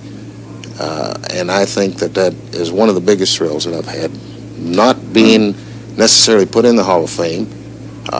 If it had been 15 years from now, I might have expected it, but after only 3 years and the first possible chance, it's a great thrill. Well, there's Tommy Joe Coffey, Hall of Famer. There haven't been, are not, and will not be many like him. You're watching the CFL on CBC, and we'll return in a moment. Ronnie Lancaster has engineered. We almost saw the one to end them all today, because with 2 minutes and 41 seconds left, his team was behind by 16 points. And that really is almost impossible for anyone to come back. If it hadn't been for Wally Buono, Saskatchewan might well have come back and won that football game. Well, even if it hadn't been for Wally Buono, if they'd got that other 2-point conversion, they would have been in a tie situation and put a lot of pressure on the particular Montreal team. But the young kid that really brought the Regina team back, I think, and that's not Ronnie Lancaster, was Brian O'Hara, who was a Regina native and caught this long pass from Ronnie Lancaster. He beat number 23 Proudfoot. Harris had the short coverage. Lancaster went back, got the good protection as they pushed the entire defense of the Alouettes to the outside, and O'Hara got in behind Proudfoot, and it was number 21 Randy Rina, who plays the free rover, who came across and made the saving tackle. And it was 2 plays after this that Tommy Riemann took the ball into the end zone and made the score 20-10, and then they attempted that first of the 2-point conversions, and they just couldn't turn it around. That was a misfire, actually, because Lancaster and his receiver got turned around and mixed up in what was to happen. The 2 points, as Russ said, could have tied the game. Then we saw O'Hara going to work once again for the Saskatchewan Roughriders. Well, Brian this time went downfield. He pushed the defender right into the end zone, turned around and came back, and Lancaster, showing his ability, threw the ball away from Rhino number 21, who was playing man-to-man on the receiver O'Hara, and he got that touchdown, which again put them in that position, and they did get the 2-point conversion after that, and it led to the dynamic finish. Well, earlier they had tried a short kickoff for Bob McAreedy that misfired. This one, the second one, was very, very close. As a matter of fact, it was set up to the point where the Saskatchewan Roughriders might have had the ball. They got another chance. A bad snap by Wayne Conrad back to Wally Bono, and did he bail out beautifully? Well, he bailed out here, Don, and the important thing, Cornell, number 72, got just a little shoulder block on any containment the Saskatchewan had. And I'm sure that Jim Eddy was really upset. There was a problem here because they had 11 men rushing the punter. They knew that Conrad was having trouble getting the ball back to Buono, and they didn't contain. And if they had, who knows, Saskatchewan could have pulled that thing out, and everyone back in that province would be just happy today. Well, they sure would. Right now, I'm sure they're quite disappointed. They saw a great finish to the football game. Saskatchewan Roughriders, by losing, remain temporarily tied in second place in the West. The Alouettes have a 4-game lead atop the Eastern standings. Now, a final word from Tom McKee. Tom? Don, the CBC's doubleheader this holiday weekend in football continues tomorrow. Winnipeg Blue Bombers will be playing at Edmonton. We invite you to join Ernie Afghani's, Frank Rigney, and Don Whitman at that time. No television of the other game in the CFL, the Toronto Argonauts at the Hamilton Tiger Cats. Yesterday, Ottawa defeated Calgary 24-20, and today, here in Montreal, the Alouettes defeated Saskatchewan 20-18. Tom McKee for Don Chevrier and Russ Jackson, hoping you have a happy Thanksgiving Day.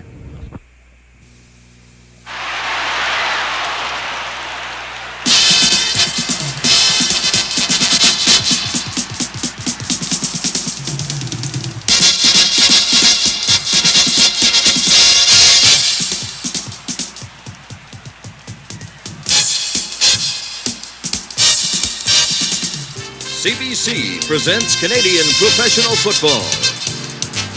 Brought to you by K-Tel International, specialists in household and leisure time products. Labatt's, brewers of Labatt's 50 and Labatt's Blue. Across Canada, beer at its best.